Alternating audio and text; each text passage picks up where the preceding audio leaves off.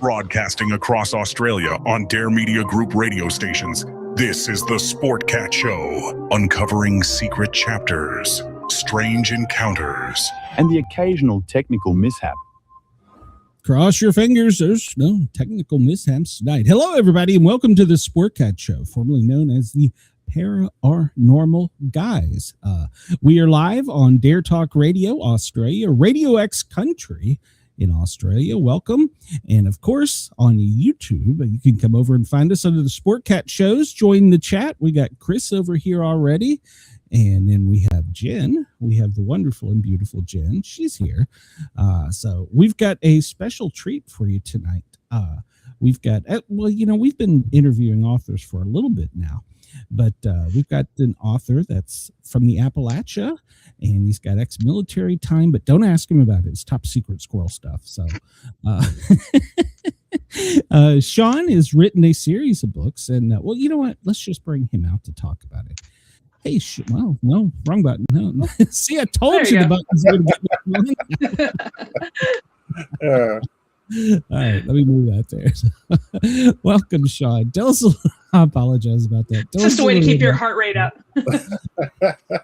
Yeah. Tell us a bit about yourself, Shawn. Well, I am in my 50s. I came to writing about 3 years ago. I have another profession I do for my day job. I work in the banking industry. And I write mostly about vampires, but it's definitely not exactly my cup of tea, believe it or not. What I find interesting about my stories is I like the family element. So that's primarily why I'm actually writing these family stories, really. So that's me in a quick nutshell. Previous military, data analytics is my trade. So that's what I do for a living.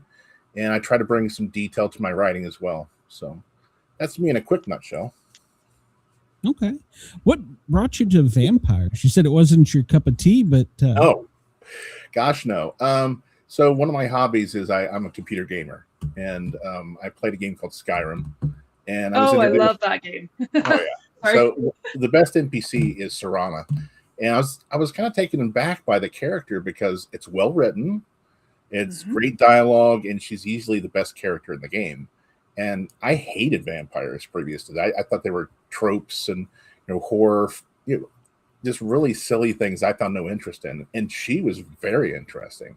So I think that just kind of mulled around in my head, and I decided, well, I want to write a story that's interesting in that vein. And what I find compelling about Serana is immortality, not fangs or blood, but immortality. What would a normal person be like? Because she's very normal-esque in the way that she's portrayed. What would a normal person be like if they were thrust into immortality and have certain abilities? So that's where that whole series started, really. Interesting. Is it written in current day, or is it? So I actually when I started writing about 3 years ago, I started basically with a series that's a little bit in the future, like a few years, and I wrote 10 books as manuscripts. And when I started writing for publishing, I basically picked up where I left off. So I started writing another set. So it's set into 2059. So just a little bit in the future, but it's still it's not that different future. Pretty current standard future.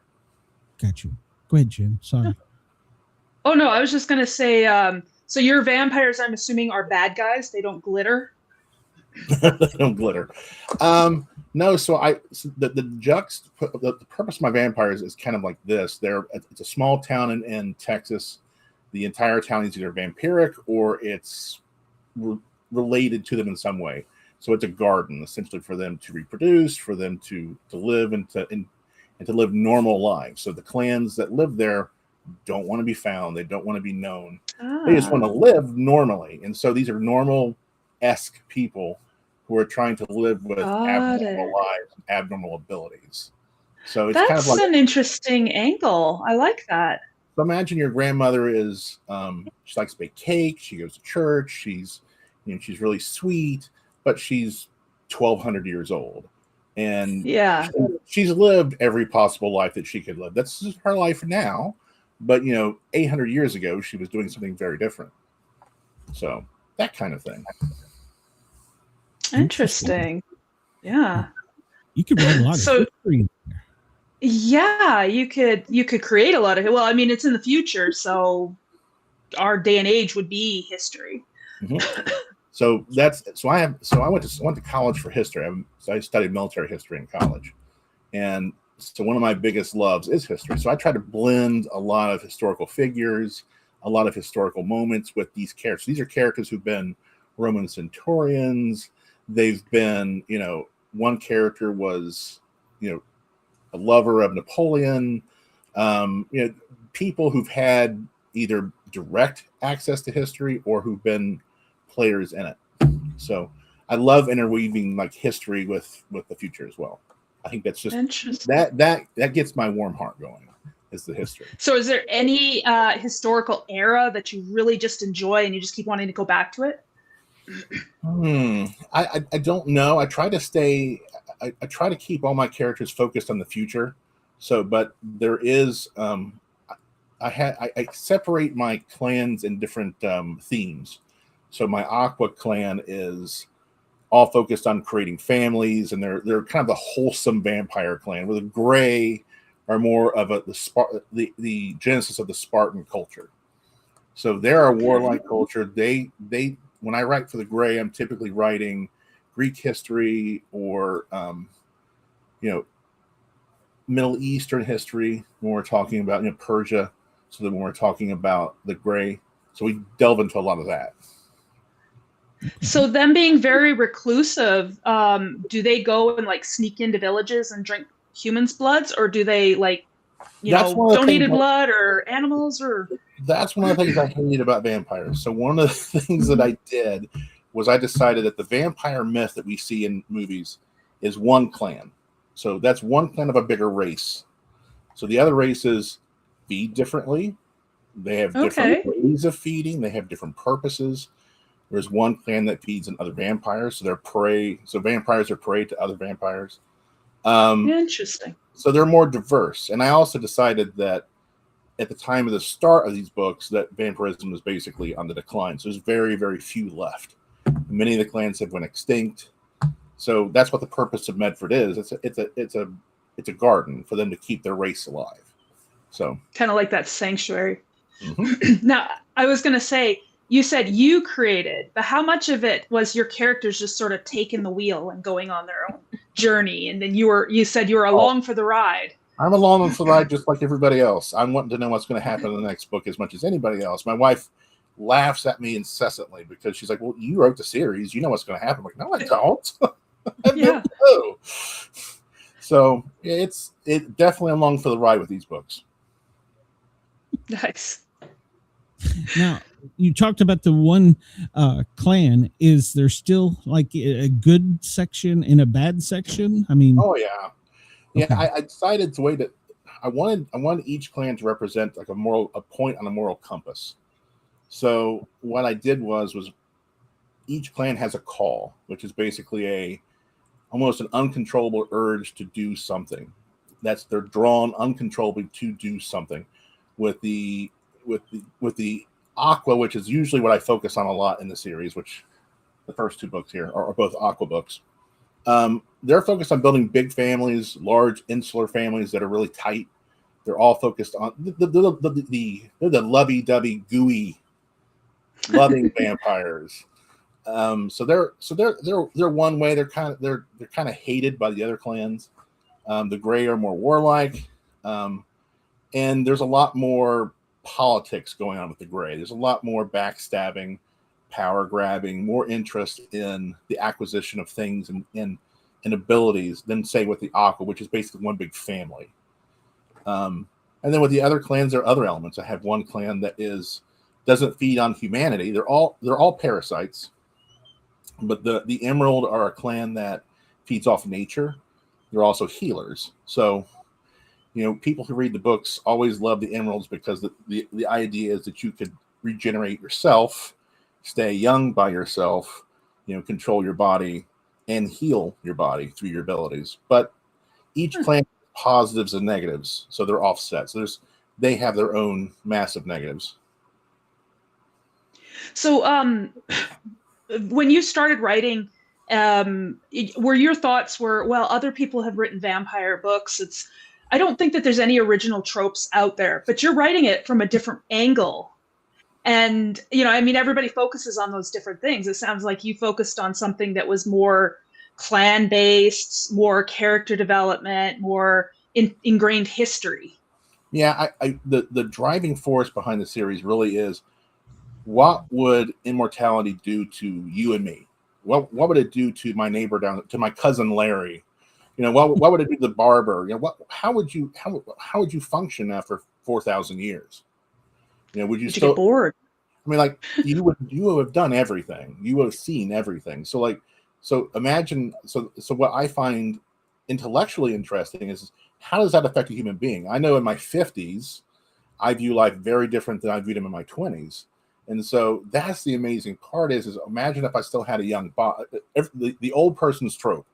What if I had a young body, but I had my experience, and what would I do with it? That's the driving force behind the series.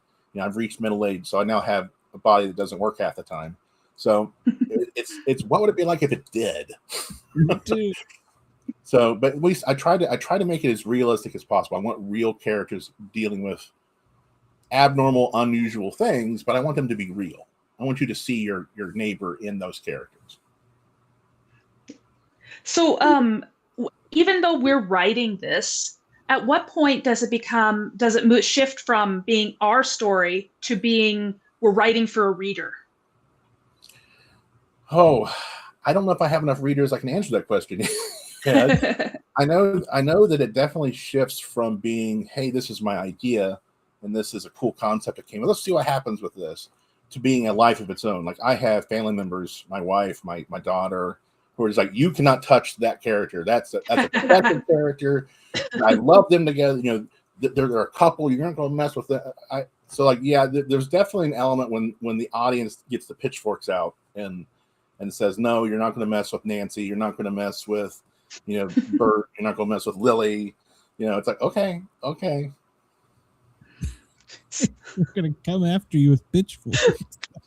Nice. I know. I had to kill off a character in one of my books, and every person all of my friends and family who I gave it to, they'd all call me back. Why did you do that? And I'm like, I needed to. It was a plot point. It was to push my character. It was necessary. Yeah, exactly. There's always, it was necessary. And as much as I tried not to, I couldn't help it. This stupid character kept walking into danger. So I kind of see books like pool balls on a pool table. And when I inject an action or an event, is the pool cue going into the playing field and hitting the balls. Yep. So and then I'm watching to see, well, how do they interact? What does that motion generate? How does it create? And so you just come up with ideas, you write them, and you see how they play out. And sometimes you're like, holy crap, the only thing I'm left, I have to kill this guy. I can't get out of this. Like, I've set it in motion. There's no way out for them. So sometimes you do have to kill them. And sometimes I'm like, there's been a character or two, my wife's like, it's about time. And you know what I mean? Even as well as readers, they mourn the loss of a character, but as writers, we're also mourning them too. Oh yeah. When I wrote the first 10 books of the series as a test, I wanted to see if I could write. And I wrote those 10 books, and when I put them away and I said, okay, we're done. This experiment's over. We're done. We're moving on. I want to do something else. Yeah, no. I couldn't put They called you back. Mm-hmm. Yeah. Because you're putting, do you find that you're writing not necessarily a character that's you, but parts of you in every character?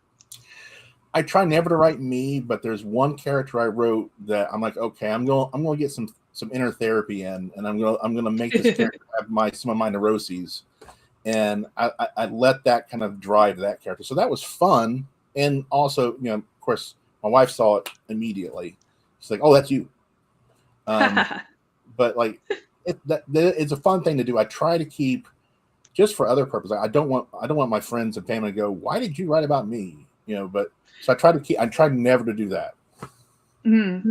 Yeah, I think that's, there's people that you meet in life, and something about their personality sticks out to you, and you can't help, I think, sometimes putting that into a character, not necessarily them, but some element of them. Oh yeah. Because it sits in your brain. Working in corporate America is an amazing place to observe human behavior. It's a great. I get to see all the generations interact, and I get to watch them in situations where, things are not pleasant sometimes, and so it's a great character study. I didn't realize I was doing it for 30 years, but I was. Hospitals are a good place to see people at their worst and to try to help them, as well. So I get where you're coming from. Now, when they've lived all this time, do they change? Like you were talking about, one, could be the barber, could be do they change careers? How do they keep from getting to where nobody knows? How do you, that would, to me, seem like that would be hard. I would say, admittedly, I kind of gloss over a little bit of the stealthiness of trying to stay hidden. I have one character I will freely admit there's no way this character could be realistic, because they've been in the same town overlording it for 300 years. It was just with the same name. It's not happening. But there's going like a 50-year sabbatical every now and then. The official rules of the town was that you can stay as long as you don't break the rules. As long as you follow the rules of the covenant of the town, you can stay and create your family. But if you violate those, you can pay with your life. In the case of what you just stated, I think that it would be a lot easier to do if this was the 19th century. But in the 21st century, I think they had some serious challenges, and that's why I had to inject some government involvement into the series as well, both in the original manuscripts and the current series. And I'll get more into that in future books. But right now, it's just been a little touch here, a little touch there. It could work. That's an interesting. Yeah, that's an interesting angle. I hadn't thought about that. Do you find that your books work, like writing kind of helps you to escape? It's kind of like your sanctuary, almost therapeutic in a way. Yeah, I mean, I'm so in my other hobby, which is games, or I mostly play role-playing games. So I'm well akin to escapism. I would say that definitely they do. I would say that because it's my world, I get to play in it. Although a lot of times, quite frankly, I feel like I said before, I feel like I'm an observer. So in some of the stories, like there's been a couple of stories where I'm like, I don't like where this is going. Like I don't like I like that character. I don't want them to die, or I don't want them to go through this pain. But like you do have to follow the story where it goes, and sometimes I feel kind of shackled to the story sometimes. Yes, like I experience that too when I'm writing. It's I always tell people it's like I see it as a movie in my head, and I'm just writing down what I see.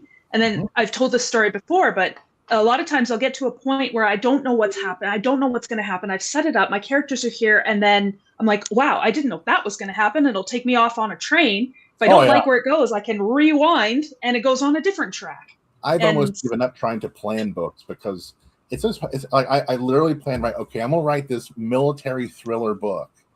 And it's going to take place in Greece. And I'm going to try to be Tom Clancy. And no. Like I got about halfway through that book, and the book took a left turn and kept going in Albuquerque. It became something totally different, and that's just because I'm following the story where it's going. Interesting. Just ignore the chat over there. We've probably got another show watching this, which is cool. Thank you. Welcome. Everybody hit that thumbs up button, please, and subscribe too while you're here. Somebody wants me to flash him. You don't want me to flash him. Trust me. So one of the things about vampires is they do go back for so long. And like I was saying, you got to try and change careers or change something. But at some point, like you said, they got to get bored. I mean, they got to be like, okay, we've got to fly to France and punch somebody in the throat or something. So. Start some crap. And I had a character I wrote in one of the previous books who had went very far in their career in the 19th century. They were a lawyer. They got into be a judge, and even sat in the Supreme Court. And when that life ended, and they went to the next life, by the time that we meet them in the 21st century, they're a plumber. And it's absurd, but at the same token, that for that particular person, that was a life that had a very long time ago, and they've had several careers since then. So it's not abnormal to them, but it is to us when we view it, because we're like, well, why would you be this and then be that? But for them, it's not the same. It's not the same standard. Can you imagine how many books you'd be able to write if you were immortal? Sorry, that thought just popped into my head. That's scary. Oh, there'd be too many books in the Medford series. It'd be way too big. Yeah, that'd be a lot of paper. I will take the self-healing and staying young part. That's okay. But yeah. But yeah, no. So I was curious because you could have created characters, not necessarily use vampires, but you could have created any character, like a fantasy type character or whatever, and they could just be immortal. What was it about actual vampires? Was it because of their more darker side, their more secretive nature that kind of helped to decide? So the very, very, very first premise I had for the series, so basically the original nugget, was I had a guy who's in the service. He's coming home from his service. He's coming back to his hometown that he doesn't want to come back to because he has problems, and he doesn't realize what he really is. He's not been told. He doesn't know he is immortal. He doesn't realize that he has this problem.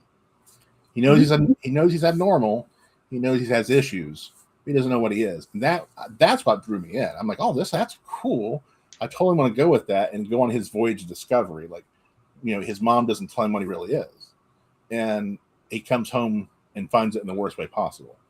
So that's what drew me into the whole vampirism part, was I can go dark if I want to go dark. I can stay light if I want to stay light, which I definitely want to stay light. I don't like the dark vampire stories. I feel like if you get a character who is just so dark that they're just about killing and death, then that's not sustainable for me as a writer. I think that's a tone, that's a moment, but that's not a character itself. Like that's a part of a person.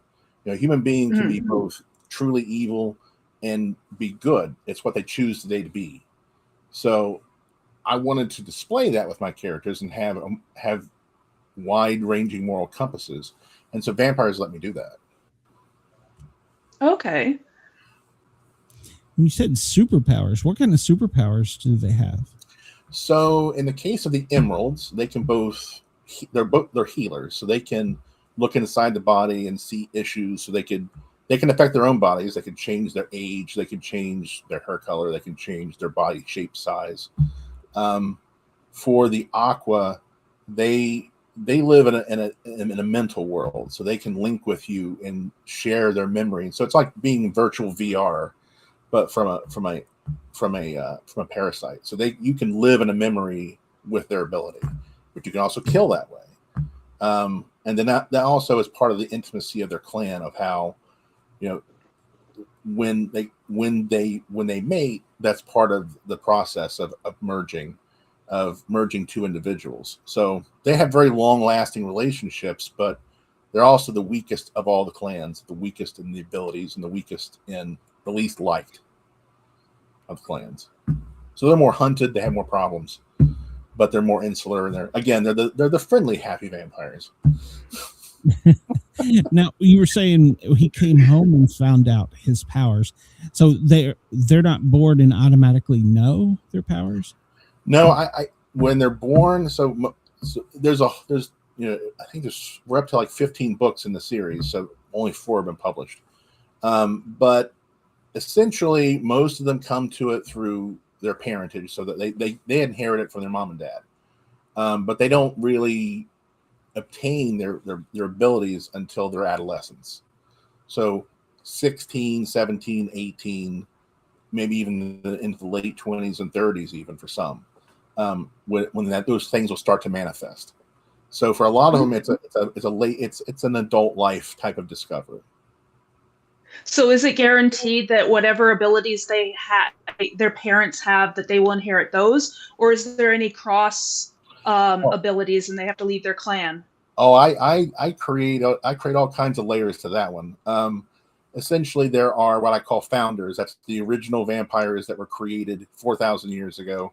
So they're on the tiers of power. They're pretty high on that list. There are, and then from there, it's basically 14 families from one village all become vampires, and then that's it. So from then, it's essentially I inherit it from mom and dad type of thing. Okay. When we get to the books, mostly it's gone. Mostly there's been so many years of breeding that the powers are declining. People, most people never become vampires, so they'll have 3 generations of kids and none of them become vampires. So it's getting very rare. And then when we get to the point of the books, we discover how that's going to change.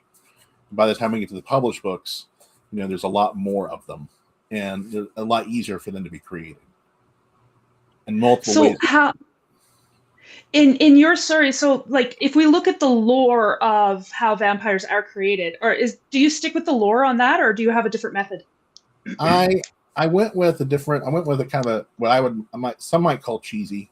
I decided that there was a village in Mesopotamia that had been decimated, and there was 14 families left in this village, and some travelers came they were passing through Nineveh and passing past them, and they stopped and they were fed and they were cared for. So as a thanks, they were given this gift. In reality, these visitors are aliens, and their purpose on Earth is to think of them as researchers. They're there to observe humanity, to see, well, what would make humanity better? I think humanity better this way or that way or this way. And each one of these visitors has taken a family as their own and basically imprinted on them what they think will make humanity better. So in the case of the gray, it's making them superior warriors.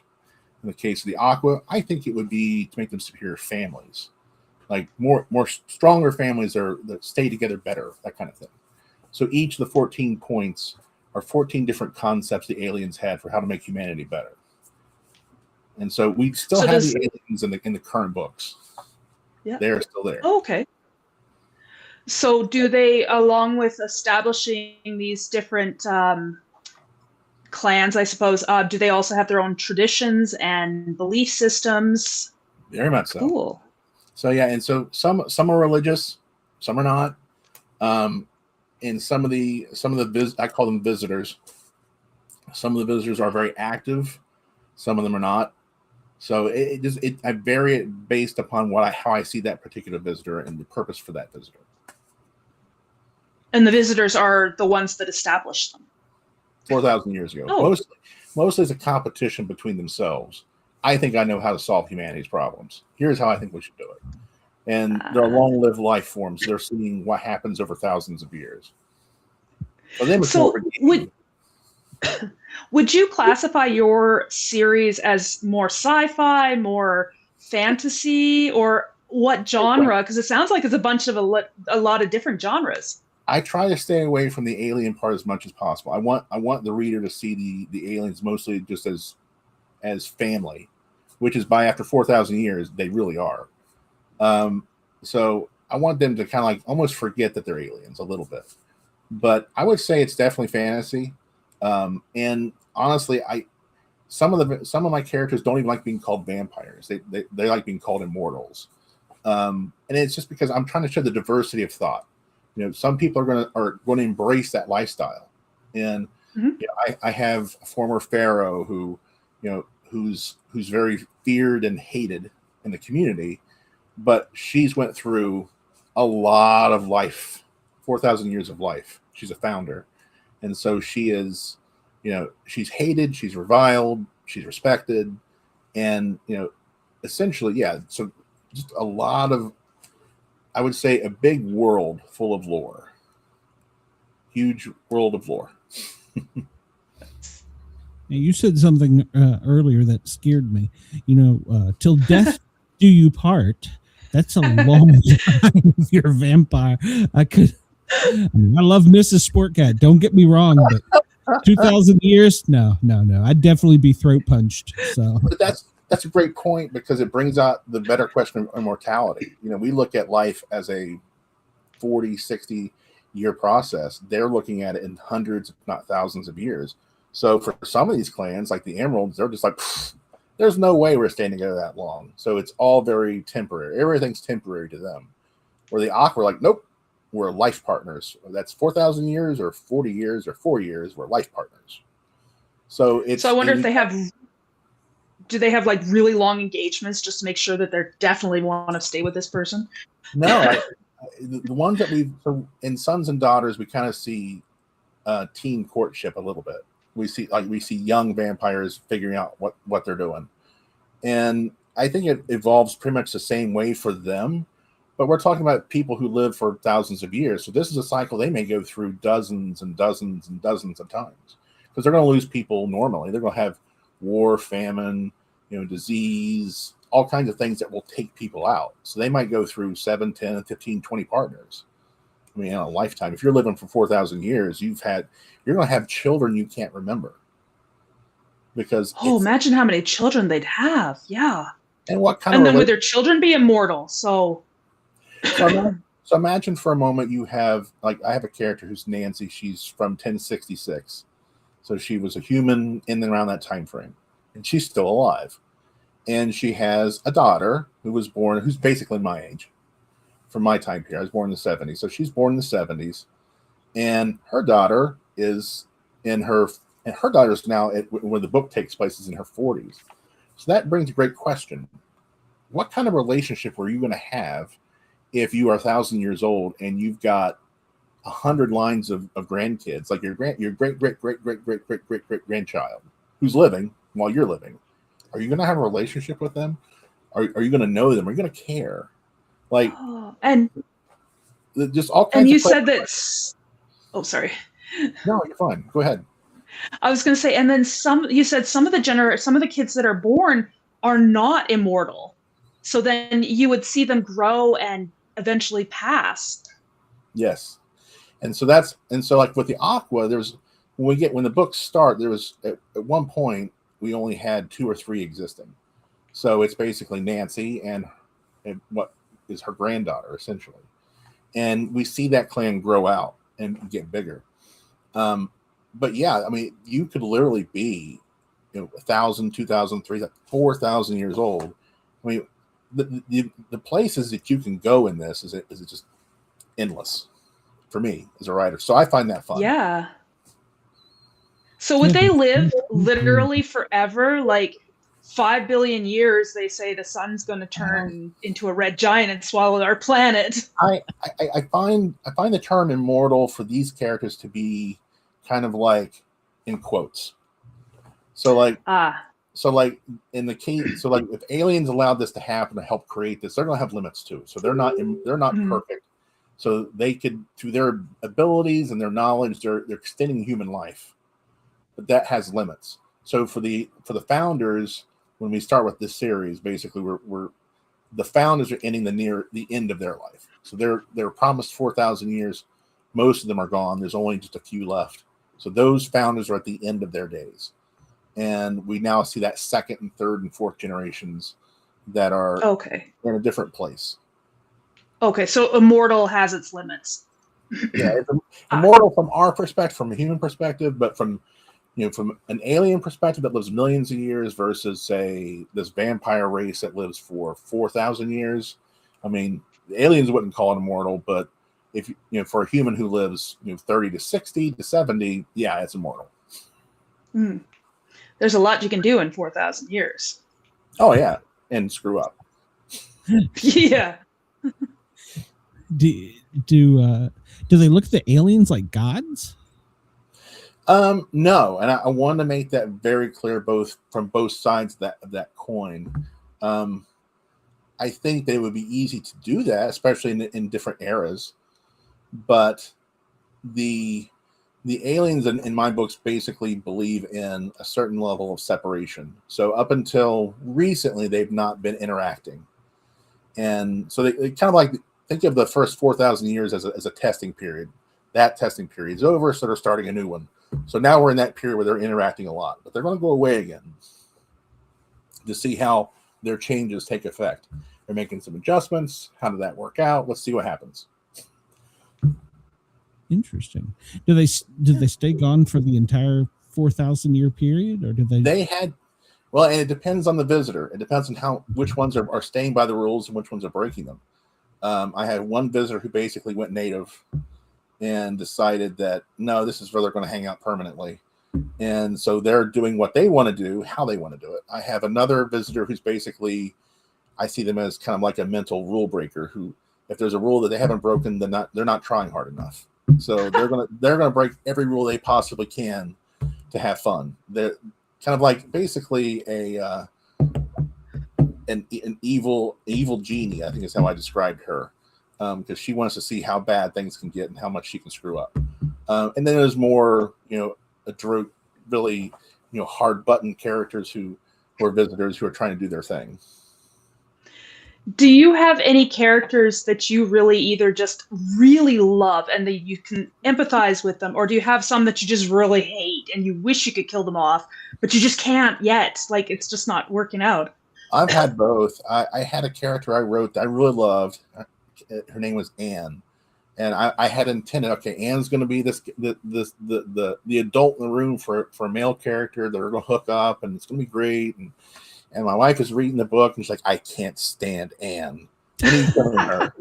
And it's just like, okay, well, I guess I'm rethinking that one. So I've had to kill characters I liked, but yeah, there's characters that I won't touch. Nancy is one of those characters. I love her too much. I love what she represents, and she's kind of like the grand old lady of Medford. So she set it up.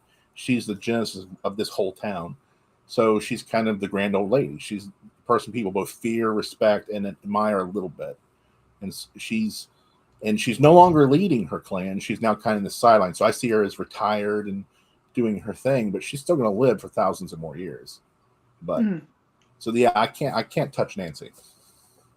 I like that. Chris says, being on that topic, would vampires have their own 401k type alternatives and options since their investing timelines are extremely long? That's a good question. One of the points on the compass I wanted to cover was I wanted a clan to be very materialistic, so I created a clan that did that. But I also have a clan, the Ruby clan. And so each clan's modeled on a gemstone. So that's why you have Aqua and you have Ruby. And Rubies are outgoing, personable. Think of your politicians, your used car salesman types. They run a bank in Medford. And so they're helping to recycle lives' money. So as a vampire, in my thinking was they're basically running a system where they have to give to the kitty so much money in their lifetime so that when they end their official life and that name and that existence and they roll it over, that bank helps them kind of essentially launder that money into that and into that new life. So yeah, it's kind of like a vampire 401k of essentially how do I take this life's money and roll it over into my next one. Would they also make a fortune on like antique sales? I suppose that's possible. I think one of the things that makes the series interesting is that each of these clans has their own interests and their own desires, and politics comes into play a lot. So if you have a Ruby clan and you're the used car salesman group and you're the politician group and your call was to be personable and to be talkative, as an introvert, that ain't me. But that's what this clan's all about. So that's great, and they're running the money, but what happens when they clash issues with one of the other 14 clans? So, like, if they're running the money and if they're they're the mayor and they're this and they're that. What happens next? So that gives me a great foil for like different issues in the books. Is one of the clans like want to go in and just be like Americans, just want to blow everything up? I mean, I had a book where I figured out that it's because where the again, like what you said, where the books went. So I had a book where the government came in and said, "Oh, so I see what we have here," and discovers their abilities and what they're doing, and basically puts them in prison camps essentially, and wants to use them for what's happening. And I had a devil's time trying to figure out how to get them out of that, because I wanted them, after writing I think 3 or 4 of my manuscripts about that, I'm like, I'm done. We got to get them out of this so I can write normal stories again. But yeah, absolutely. I mean, there's so many angles that after writing those 10 initial books to build the lore, I sometimes get lost in that lore, and sometimes I struggle with the new books. I struggle. Okay, I've got this, all this history that's happened, trying to tell that through a book where people are like, I haven't read any of that stuff. What the heck are you talking about? So sometimes I get a little ahead of myself. Do you find that it's more important to have emotional connections with the characters, or do you put a lot of details and think more logically in your plots and your character developments? I wish I said I was a great planner. I find that my stories just come to me. So like I'll be laying in bed or I'll be taking a shower, and it just hits me. A whole stream of thing will hit me, and I go, oh my gosh, that's exactly how that would play out, and that gives me a chapter. And so I go write that chapter, and then that begets another chapter. And then that begets another chapter. And then I have another inspiration. And then I'll hit some sort of deadlock where I wait 2 weeks where I'm doing normal things. I'm not writing, waiting for the next thing to kind of hit me to help me understand, well, which way do we turn next? Do we turn left here? Do we turn right here? What are we doing? So I wish I said I was a planner and had these things all planned out. I don't. I usually change the name of my book 4 times during its creation because it's taken 4 different directions. I don't tend to put titles on my books until the end, just because of that very reason. Because titles are important; they draw the reader in. Sometimes they're meant to sum up what's happening, but if you don't know what's happening and your characters haven't decided it yet, so it's kind of hard to name it. So I usually, for myself, I wait till the end. But I've known other people that have started with the title. I start with one, but I always know it's never going to make it probably to the midway point of the book, because it'll just change. I don't think any of my titles have gone from the start to the end. I don't think any of them have. Maybe Ame might have, because that one started with a purpose, and that's a story about motherhood. So that one probably started from beginning to end. It's probably the only one that ever will be. When you wrote your rough drafts, because I know I did this, the first book in my series, the rough draft wasn't anything like the story at all. It was completely different thought, idea, plot, everything. And then it just sort of wove as I did rewrites and stuff into what it is now. KSAB had that. I mean, I pretty much, I kind of see them as building a house. You dig the basement, and then you build it all out. So like I can't say I've ever like built half the house and decided to make it a trailer. I mean, that doesn't happen. But like by the time I'm writing the ending, it's strictly it's pretty much just what pieces am I going to remove that are too much? Like, because I get too wordy. So yeah, I think like Insidious, I have probably 30, 40 pages that need to come out of that before it's ready for publish. But like being a different book, no. Chris asks, have you ever had a title? I guess for both of you, actually. Have you ever had a title you didn't use at first, but liked it so much that it got used in another book or sparked an idea to implement it? I have been trying to write Mountains and Valleys 4 times. I had Mountains and Valleys both as a name and as an idea. and that was supposed to be after Sons and Daughters. There have now been 4 books written, and I just started a 5th, and I'm still not there. So yes, that definitely happens, and at some point I'll get to Mountains. And my wife has even done the artwork for that book, nice. And so I better still call that one Mountains and Valleys, or I might have someone to answer to. Yes, definitely. Jen, I think he was asking both. Okay, well, when I was thinking of titles for my 4th book before because that was a difficult one. I knew what the artwork needed to look like, but I didn't have a title for it. I come up with 2 titles that I really liked, and I went with one of them, but I'm saving the other one for the 5th book. I like it. Now, you talk a lot about you're not a planner, but do you have like an encyclopedia somewhere where you can keep up with all the characters? Because gosh, that has to be huge. Excel is my friend. I started an Excel spreadsheet several years ago, and it's become a database at this point. Okay. Thousands of characters. And I have to refer to it all the time. I bet. Yeah. I had an author turn me on to, was it Google LM? Was that it, Jen? You basically you just create a folder and you upload all of your books in your case. And then if you go, hey, did Martha do this back in blah, blah, blah? AI will go and it'll come back and go, boom. Yeah, she did do that. Or no, she didn't. I have to use that. That would be amazing. That would save me so much time. Yeah, I'm going to have to go check that out. I wrote it down. I'm like, I'm going to check that out. That would be awesome. Yeah. I'm pretty sure it's called Google. I mean, for the most part, my characters live rent free in my head, but there's details like what is the spelling of that town that they went to? And I'll have to go to my physical book and go looking through. I'm like, I know approximately where it is, and then find it. And then I use a highlighter so I don't, forget it. In my case, where I have family, so I have this person's related to this person, this person's related to this person. I don't remember that always off the top of my head. I almost need a family tree. Like, okay, yes, they're related again. They're okay. This person, just how this is connected. So, yeah, I could probably use that. Do you have any like family tree like map? Like, have you considered putting that into your books? What do they call that? That genealogy tree? Yeah. Oh yeah, I have.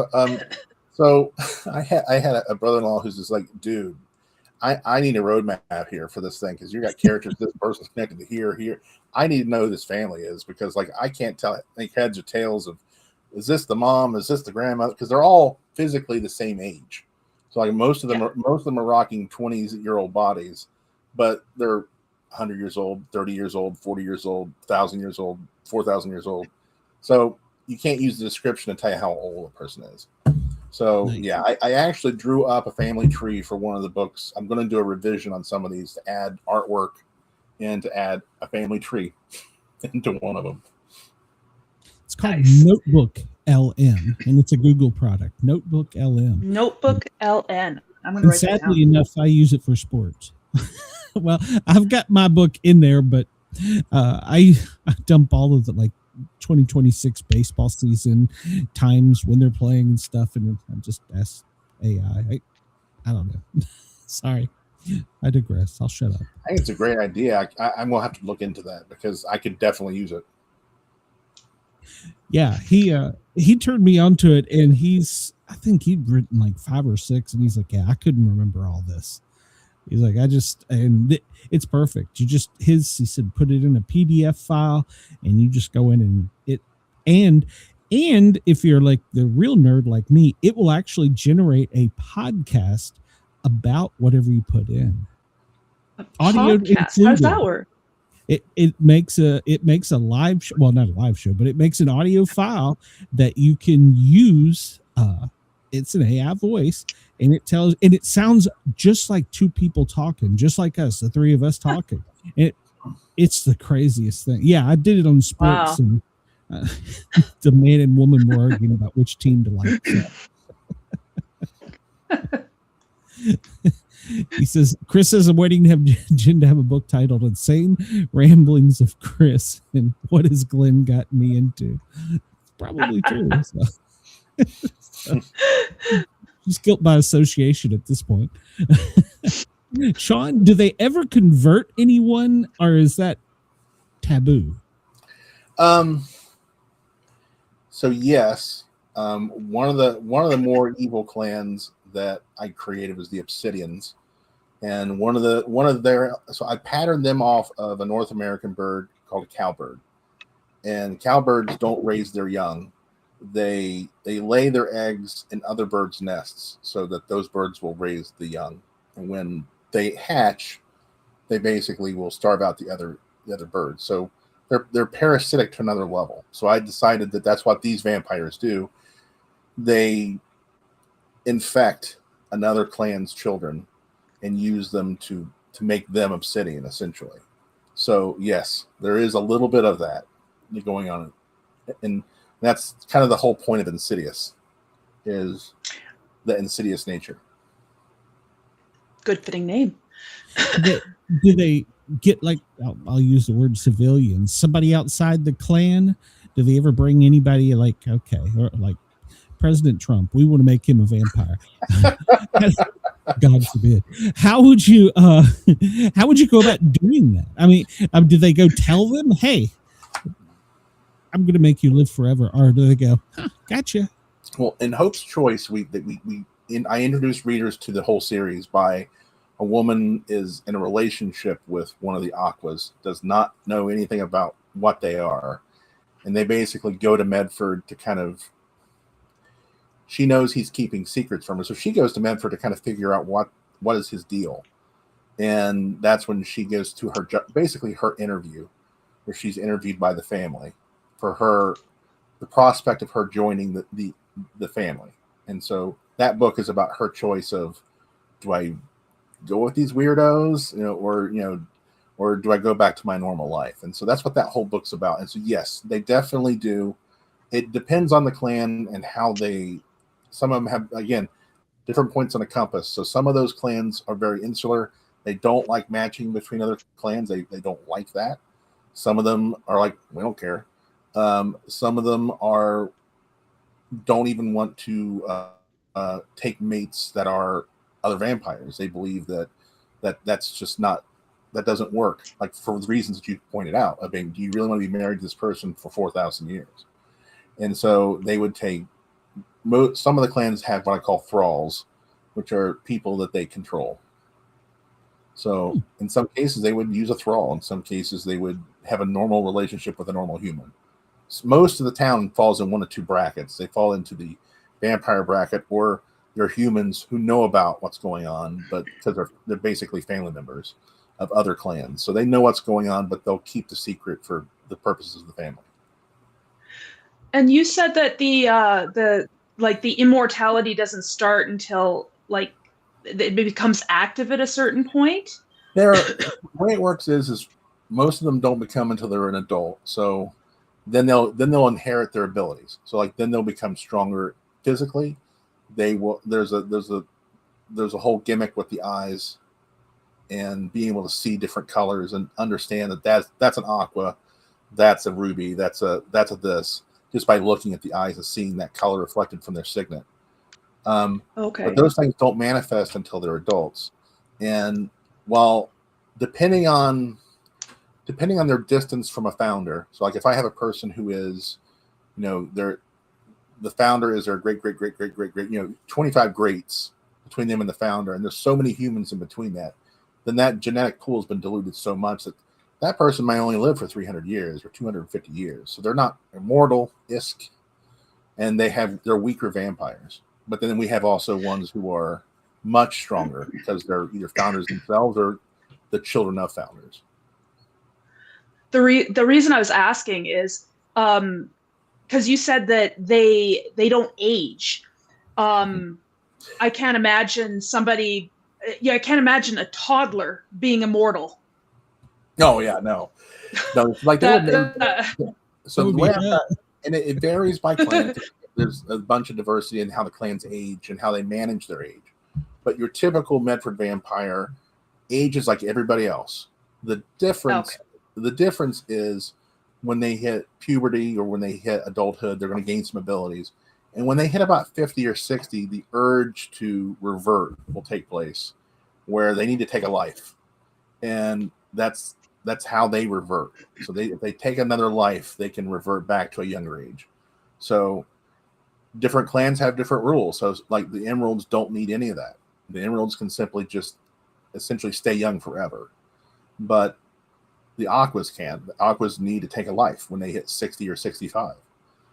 So they're all covered in blood in one way or another, but it's just different and it varies. So they all age except for the Emeralds. But they could also, if they want to be 65 today, the Emeralds can be 65. If they want to be 35 today, they can be 35. So they're my odd ducks of my pond. So if you were born into one clan and you really didn't like them, can you cross and just like say, I want to be part, I feel like I should have been born into this clan? Generally, can you switch clans? Generally, no, but I have one case of that.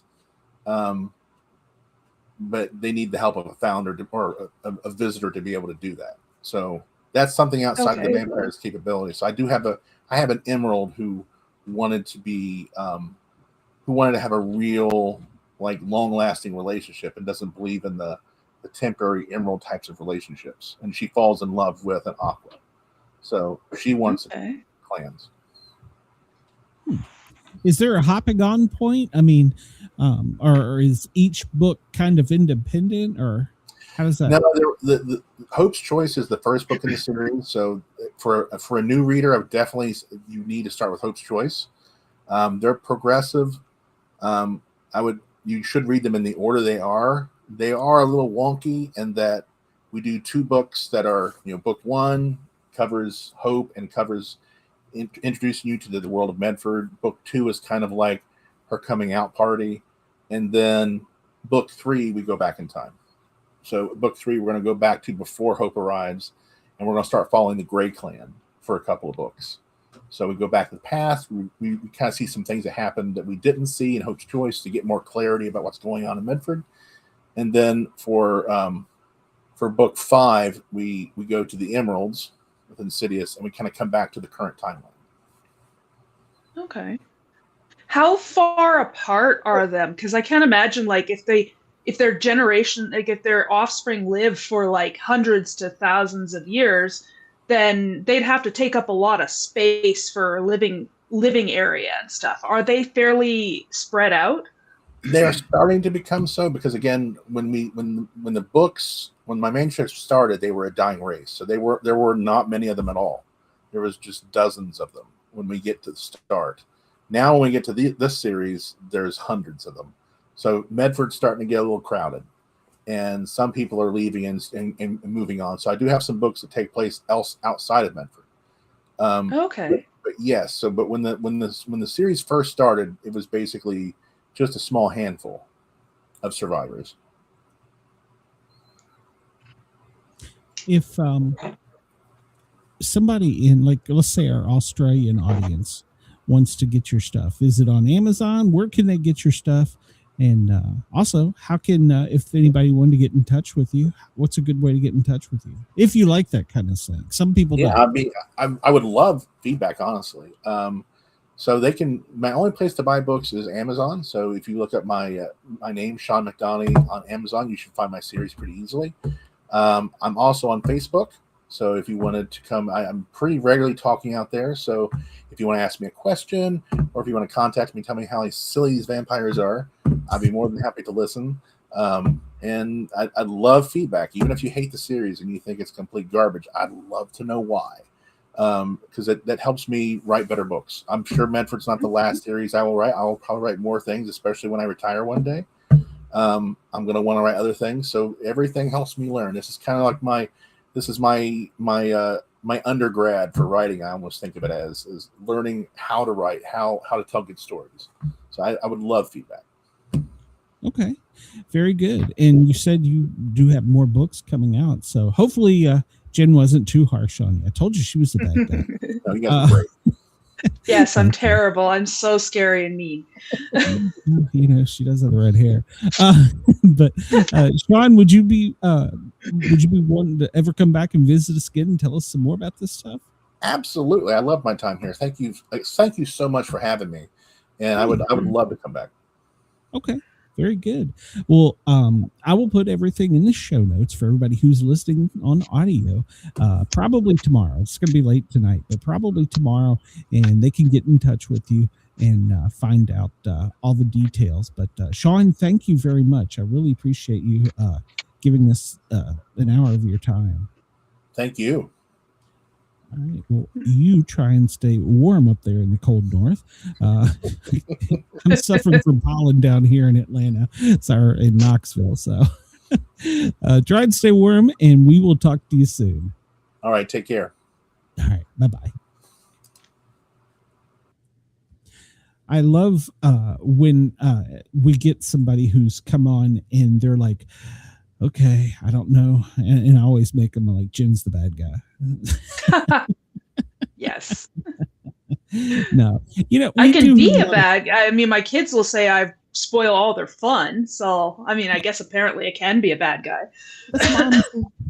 That's mom's yeah. job. That's what you're supposed to do. Yeah. But no, I mean,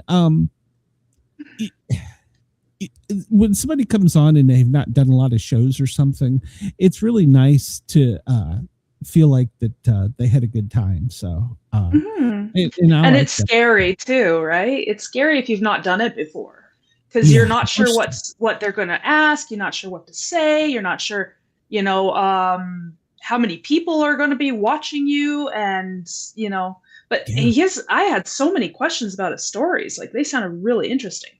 They did. All right. Well, let me push a button to keep us legal in Australia. Everybody stay tuned for hour 2. We've got another great guest coming up. And if you're listening on WZQR or WRFN, thank you very much. Broadcasting across Australia on Dare Media Group radio stations, this is the Sportcat Show, uncovering secret chapters, strange encounters, and the occasional technical mishap. And welcome back, everybody, to hour 2 of the Sportcat Show, formerly known as the Paranormal Guys. When we were formerly known as the Paranormal Guys, we had a guest that I think this is going to be her third time coming on. She'll have to correct me. Glenda Benevides. She's a Grammy-nominated singer, and she takes her time to come talk to us. She's got all kinds of works out, Soul on Fire. Let's bring her out here and let her start telling us about herself. Glenda, how are you? Hey, guys. Hey, I've missed you. Aw, they're so sweet. I miss you guys too. It's been fun. Well, you probably don't know, Jen is one of my new co-hosts. Yeah. It seems like everybody goes out after a while and starts their own show and doing their own thing. So maybe I'm training them right. I don't know. Or maybe I smell funny. That silky voice that you have. It makes everybody's like, oh, I got to do this myself. Yeah, Jen asked me, she goes, do you sit and plan for this? I'm like, no, I kind of just make it up as I go. It's good. You have a really nice voice. Yeah. Yeah. Well, thank you. I appreciate that. Yeah. Your voice is amazing, by the way. So well, thank you. Thank you so much. So what have you been up to since we last spoke? Oh, goodly woodly. I don't know where that came from. I like that. I'm going to use. I don't know where that. I like that. Where did that come Add from? an A to the end of it, Jen. What have I been up to? Oh my God. Well, we did Grammys last year. Getting ready for this following year with some wonderful submissions. And probably, as you guys know, America's, we're at our 250th year of being the United States. So we're going to hang in there and see if we can keep that going. But anyway, this year I wrote a song. Well, actually I wrote it in 2015, but I just really finished it, put some focused attention on it this year. And I wrote a song called I Ride.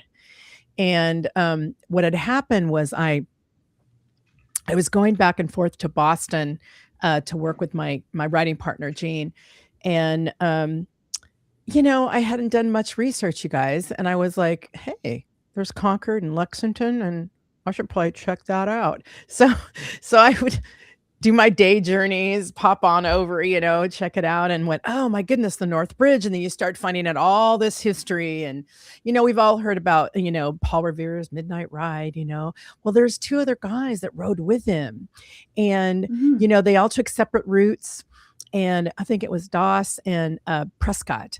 And those 2 guys. And man, I mean, you sit and really think about it, and they really, really, put their lives on the line. I mean, because we were all integrated, we were British. So, there was no American accent, well, just American, it wasn't like that. And it just kind of brings it home. And I thought, oh my goodness, I really want to write something about them and what it took to really take that ride, so anyway, I wrote the song, and it's called I Ride, and we're excited about it. We're working on it as we speak. Got some fabulous hands in the pot right now working with me on it. And we're going to submit it next year for Grammys and release it. And, fingers crossed it'll be able to do some new stuff with it, be represented somehow on 4th of July, I would hope. That's just the intention. So is that where a lot of your inspiration comes from, is like historical, like meaningful events?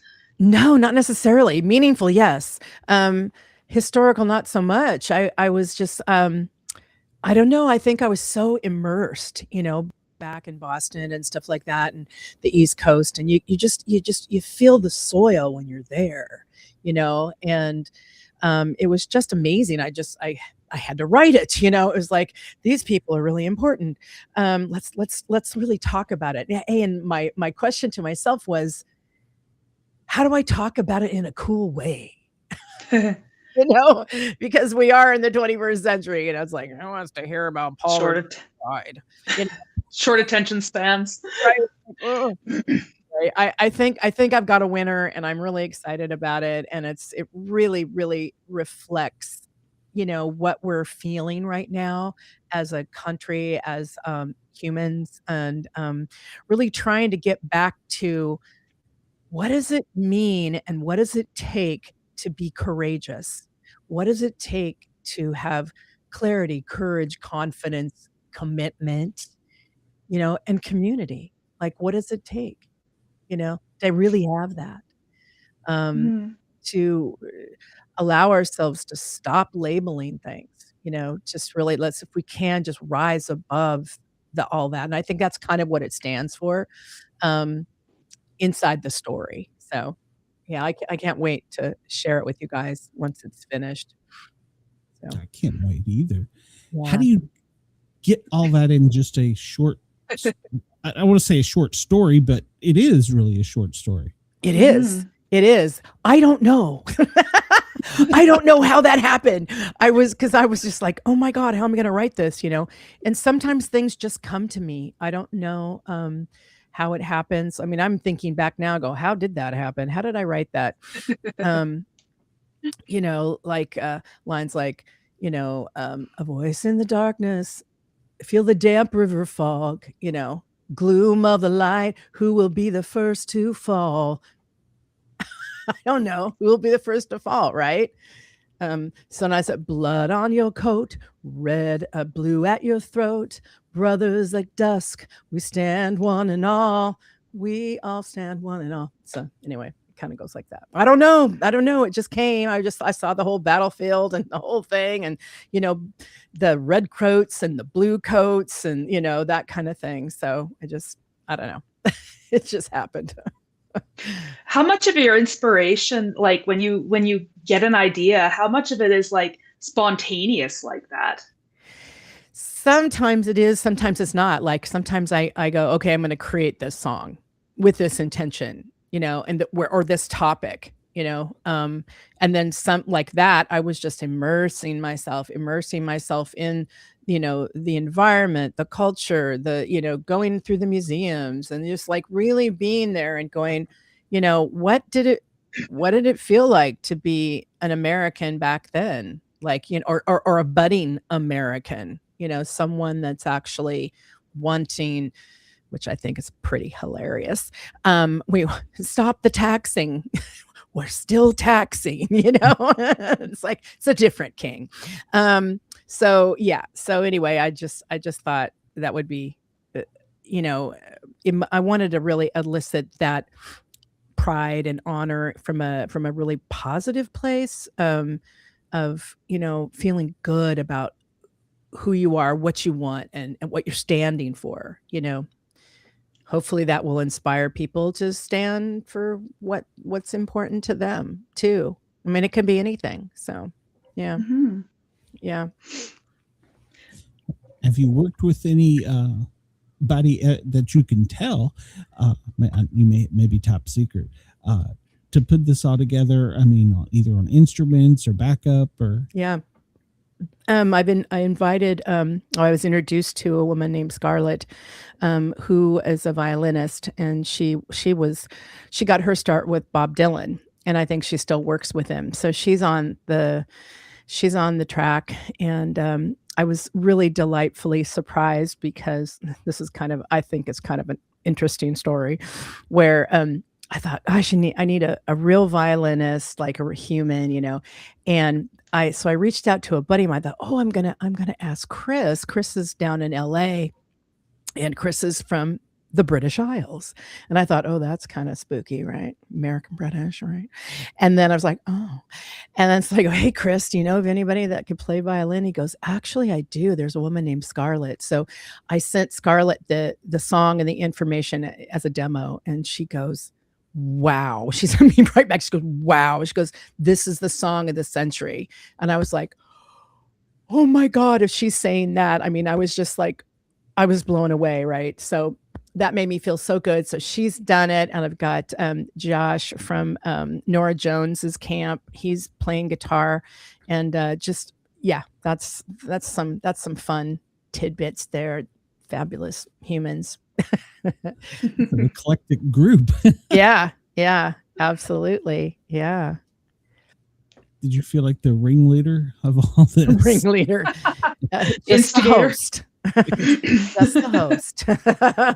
I'm just hosting the song, it's coming from another place. So, and kind of like, it feels kind of destined or something, we're at 250, and I wasn't even planning that, you guys. I mean, I just wrote it because I was inspired by where I was, and I'm just that kind of person, right? So I wrote it, and we worked on the music over and over, and we just could not get it. Like, we just could not get the music.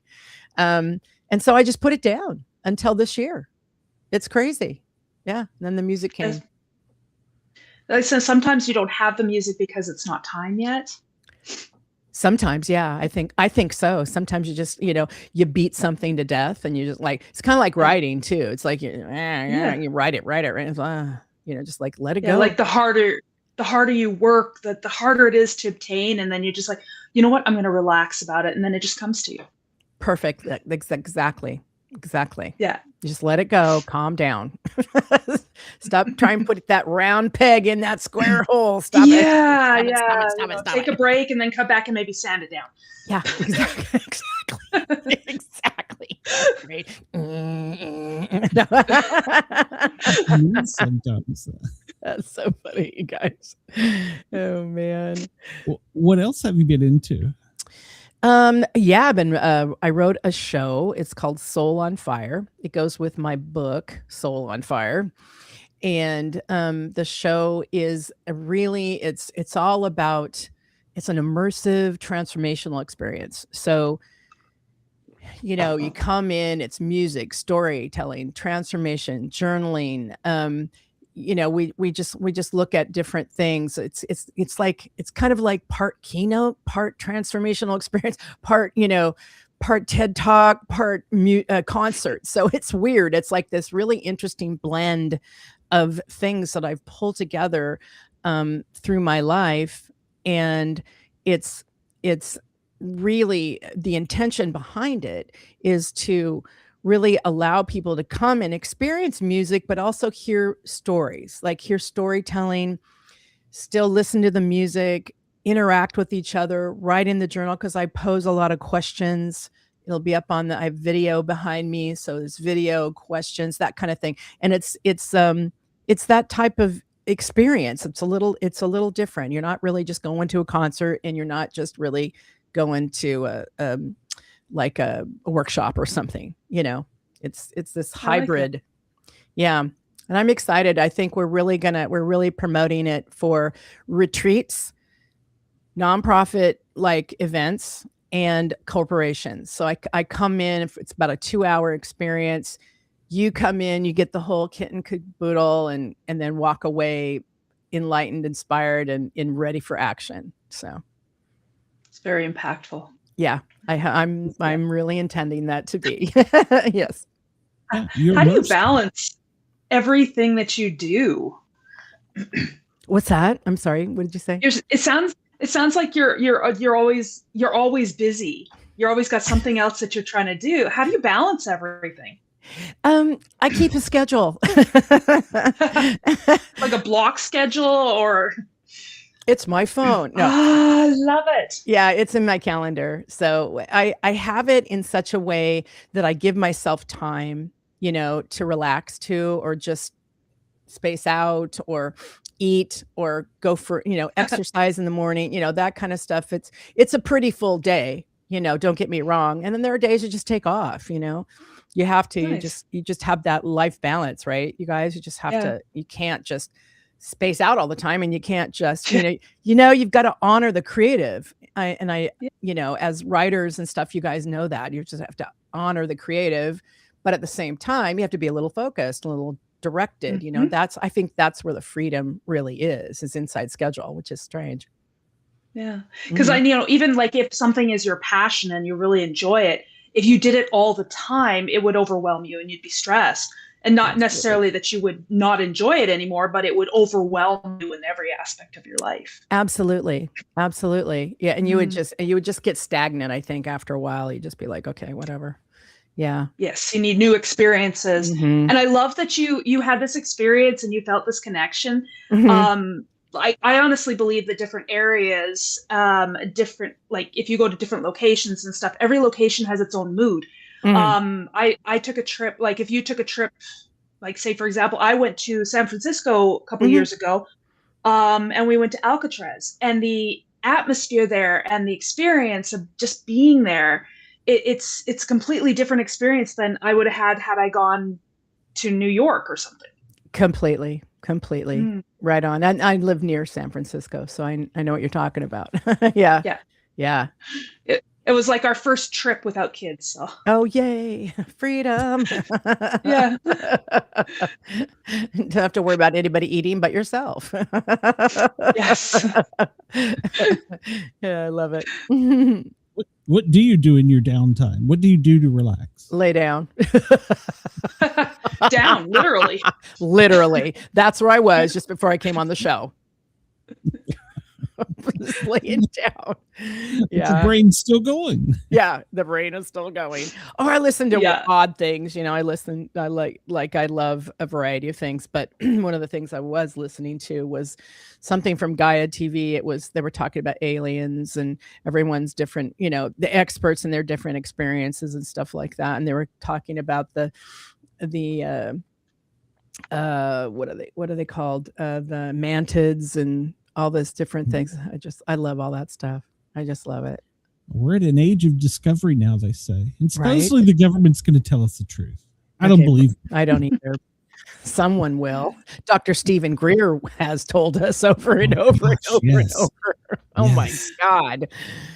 That guy, that's a commitment, man. Yeah. Mm-hmm. Stepping in. That's yeah. It's, and he's brave too.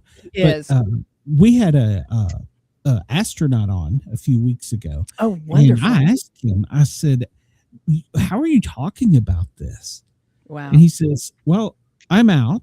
And if they kill me, that's going to make my story even bigger than it already is. Totally. He says, so I don't care. Yeah. I was like, wow. And he was telling us some crazy stuff. I was like, holy wow. cow. I love it. I love it. See, and those are the guys that you like because they've been there, done that. Like they had a firsthand experience. It's not, so and so. It's like, oh, especially Emery Smith. Are you familiar with Emery Smith? Yeah, I mean, come on, guy worked in all of that. So, yeah, amazing. Yeah, I love it. I hope they release it, but like you, I really doubt they will. Yeah. Well, the agenda of, we got to start a war, we've got to, and it's going to be aliens. We're all going to come together. Didn't they? I always just in the 80s.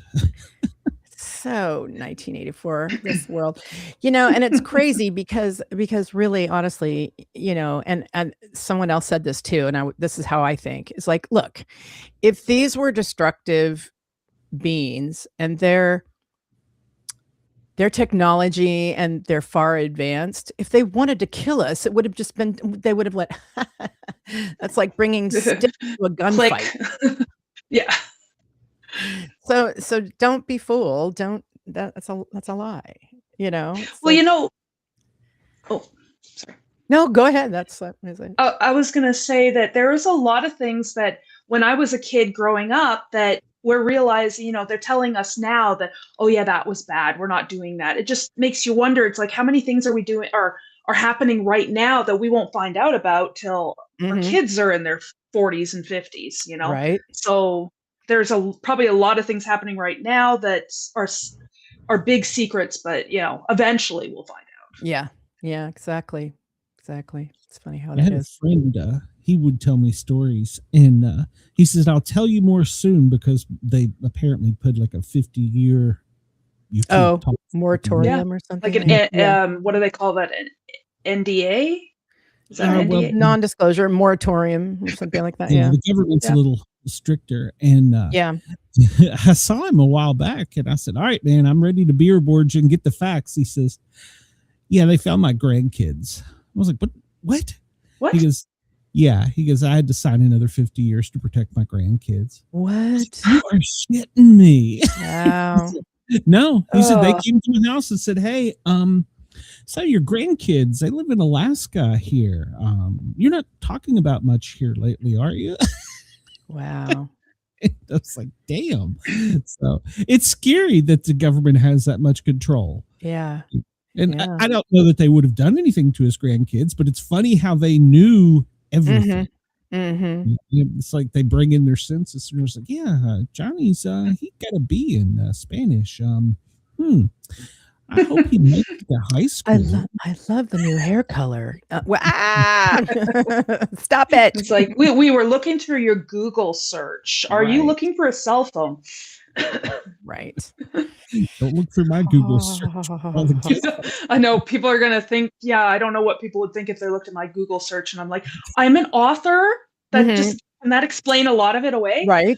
I'm supposed to do research on weird things, a variety of things, whatever. Yeah. Like, where is the safest place to stab someone? I am not a murderer. I'm an author. It's research. What did you get? Alleyway? No. I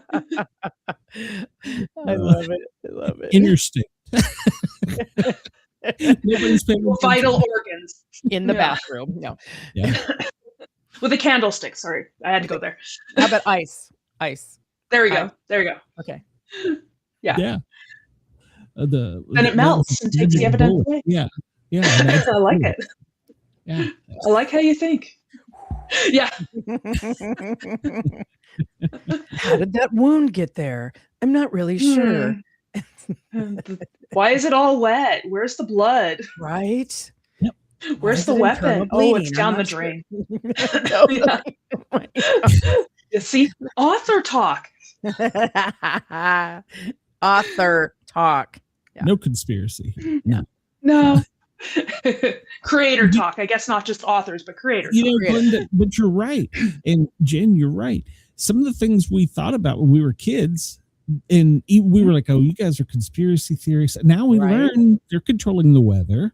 They're spraying the skies. Yeah, I saw it today. Yeah. And now they're just like, yeah, we did that. Yeah. It's crazy. Yeah, we're seeding the clouds. What clouds? What technology do they have that we don't know? I mean, that's the scariest. Right. Yeah. God, I mean, we could literally go into another country, pick one dude up, and totally lay a complete, I won't say brigade, but a bunch of people out. And we're like, hey, come on, you're going with us. And just zip out. That is crazy. Now, I mean, granted, that country's technology probably wasn't as great as if they come into Washington, D.C., but it's pretty, that's a good thing on your resume if you're the military. Right. That should put all there's a lot of stuff they couldn't put on their resumes, though. Oh, yeah. It's like, darn, I did this great thing, but I can't tell anybody. Exactly. Isn't that the way it is? That is the one cool thing about our president. If they tell him something top secret, he's probably going to tell it. I'm not supposed to tell you this. Or they, you're not, there's a need to know. You're not read in, so they don't care. Yep. What did they tell? I think they told all the other presidents there's no need to know. So they, it's especially if it's private contracting, everything is black, then that government is different than this, so don't ask questions about you'll be gone in 4 years anyway. So we're here for life. Exactly. Yeah. Don't ask questions about things you don't need to know. So that's right. Yes. It. They say that. It. Oh, absolutely. So, and I can't, I've got a little bit of an insight with friends in the military and some of the shows and stuff I've done, but the levels of clearance on some of these things, like the guy working in the hall across the hall, right? He may not have a clue he's designing a laser beam that comes out of an insect. Right? This guy's creating the insect. Maybe just designing one little part of it that you don't know what the purpose is, but then you put all those little parts together from all those. That makes something big. That's so crazy because that's the whole thing that Emery Smith said. He said, they walked him in and he went in to that one little room and just worked on that one little piece. And it took years before they let him see the whole piece. You know what I mean? So you're just like, of course, some of these people don't know, we just want you to work on that only. Yes. Yeah. You're a specialist, not a generalist. Right. Yeah. Absolutely. Yeah. Crazy. So, with this new I think what they want to say, the veil is lifting, or it's getting more transparent. Do you feel like that's empowering, especially you, but in general, creative people to come out with more things? I think so.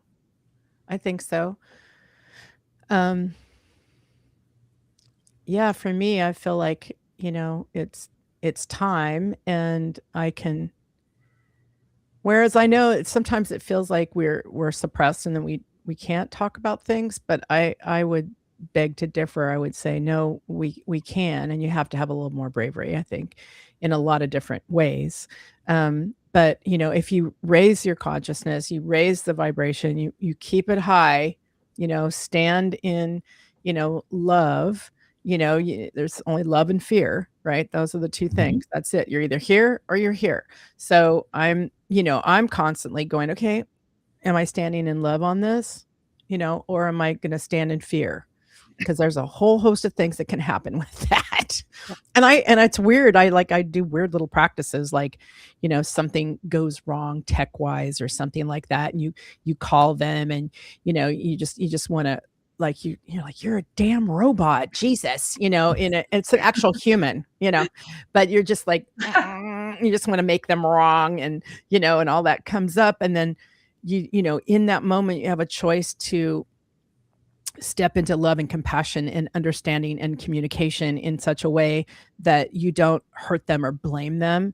Like I had a real win with that. I don't know, about a month ago. And I was like, oh, congratulations. You didn't, make that person wrong, and sugar gets a lot more with, and it wasn't placating either. I wasn't like trying to be inauthentic or anything like that. I was just really standing in, we're going to resolve this, and it's not their fault.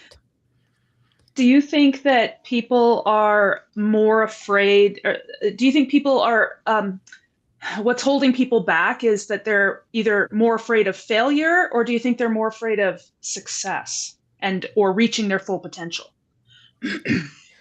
That's a really interesting question, and I don't think that is that's like the top layer of stuff, right? I think what's underneath everything is really allowing yourself to have clarity inside of that and have breakthroughs, because a lot of times we'll pick up stuff along the way or from our childhood or our parents or whatever, and it may be as simple as you're not good enough.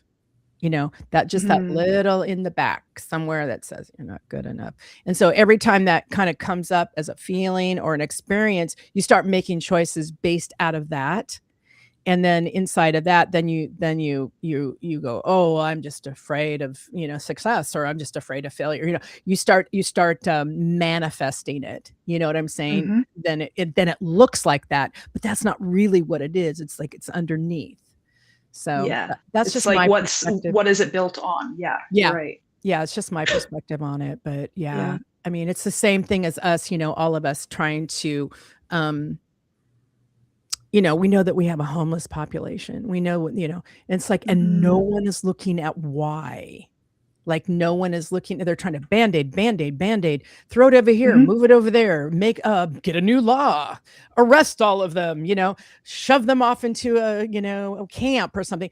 You're like, what? We're not looking at what's underneath all of it. What's underneath is psycho-spiritual. There's all kinds of stuff that's happening underneath for each individual.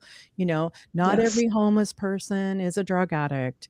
Not every, it's very frustrating because, and we've got to stop this economic conversation that we don't have enough, and that goes to what I was just saying too about my own personal, foundational clarity. We're going to stop that little story that's happening. I don't have enough. I'm not good enough. I can't afford that. And it's subtle, right? You got to grab it and to change your mind. It's not easy. It's not easy. No, self-talk. It's horrible. Yeah. Yeah. And that was one of the things that I did with Soul on Fire book. It's a PDF on Amazon. It's really cheap. Anyway, it's affordable. But I wanted to, like, I set it up so it's like, okay, question, like, how do I be more kind to myself, more, offer more grace in every moment, like, and then I talk a little bit about, our self-love is medicine, so I talk about that. And then I create a soul action for the day. And then I create this mantra, I am great the way I am. So then it kind of just day by day, my friend of mine said they do one a day, and so it just really helps to start their day out. So I just, I think that's, just a little contribution of how I can share with people of what I think works, and if it doesn't, make something up yourself.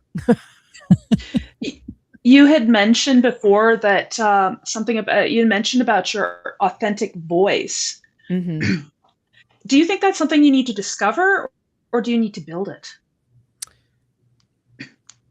That's a two-parter question. Sorry.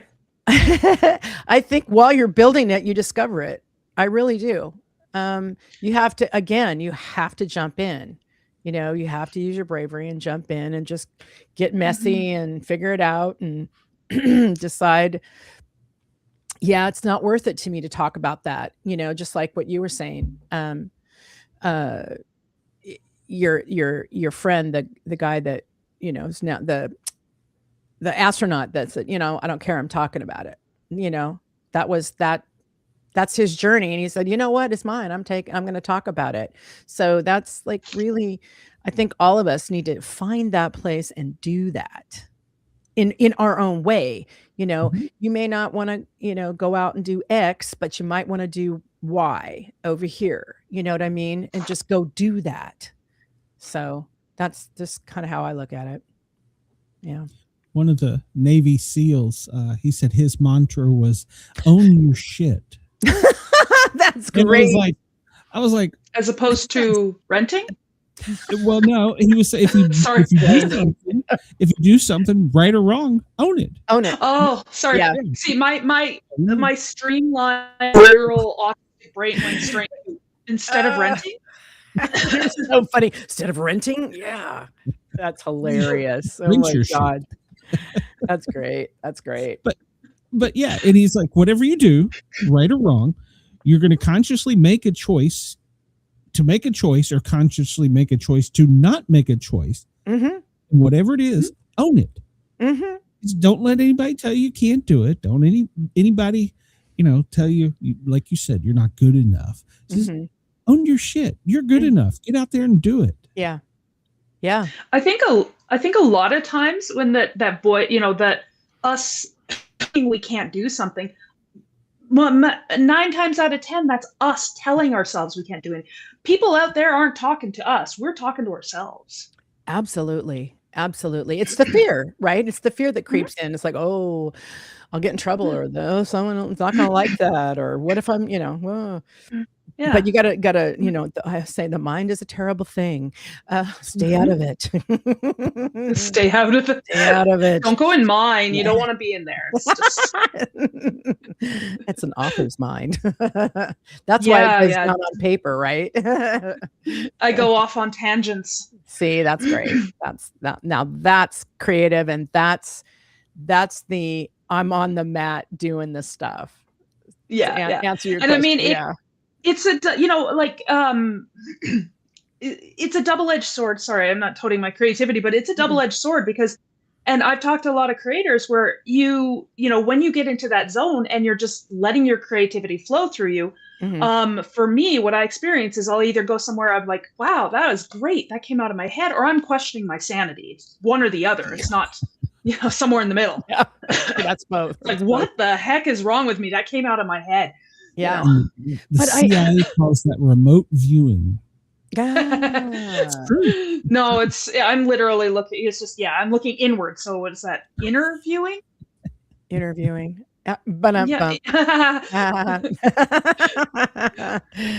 No, I think that's good, because that's how I wrote my first book, because I thought, I'm not an author, I'm a songwriter. But it was kind of a joke, actually, when I decided to do it, like, because I had a friend that had been writing a book for 10 years. And I go, really? How long does it take to write a book? But what I realized after I got into it was that different books have different needs, and sometimes research is important. So mine wasn't. Didn't need to research anything, so I just knew what I knew. So that's what I realized, and I just knew that you just got to let yourself be you. Just drop it all down, be as creative as you want, then go back and fix things, but don't try to edit while you're writing. Oh, that's my vice. Because I used to be able to just write it all out, but after 4 books, I'm working on my 5th, and I have to edit all those 4 books and stuff, and I'm stuck in edit mode, and it's like, it's like the drain is clogged. Yeah, because I can only get so far, and then I have to go back and edit it. I see. Okay, you're okay. Wow, you're you should let yourself, like, this is how I did it. I'm not saying it's the right way. Just how I did it. I go 1 chapter a day. That's it. 1 chapter a day. And then I let it go. And then I went back, but I let myself at least say everything I wanted to say. And it didn't mean it was wonderful. I went back and went, oh, no, or add on, or added more that I wanted, like, oh, okay. Yeah. Just need to add more to that. Yeah. So. Yeah.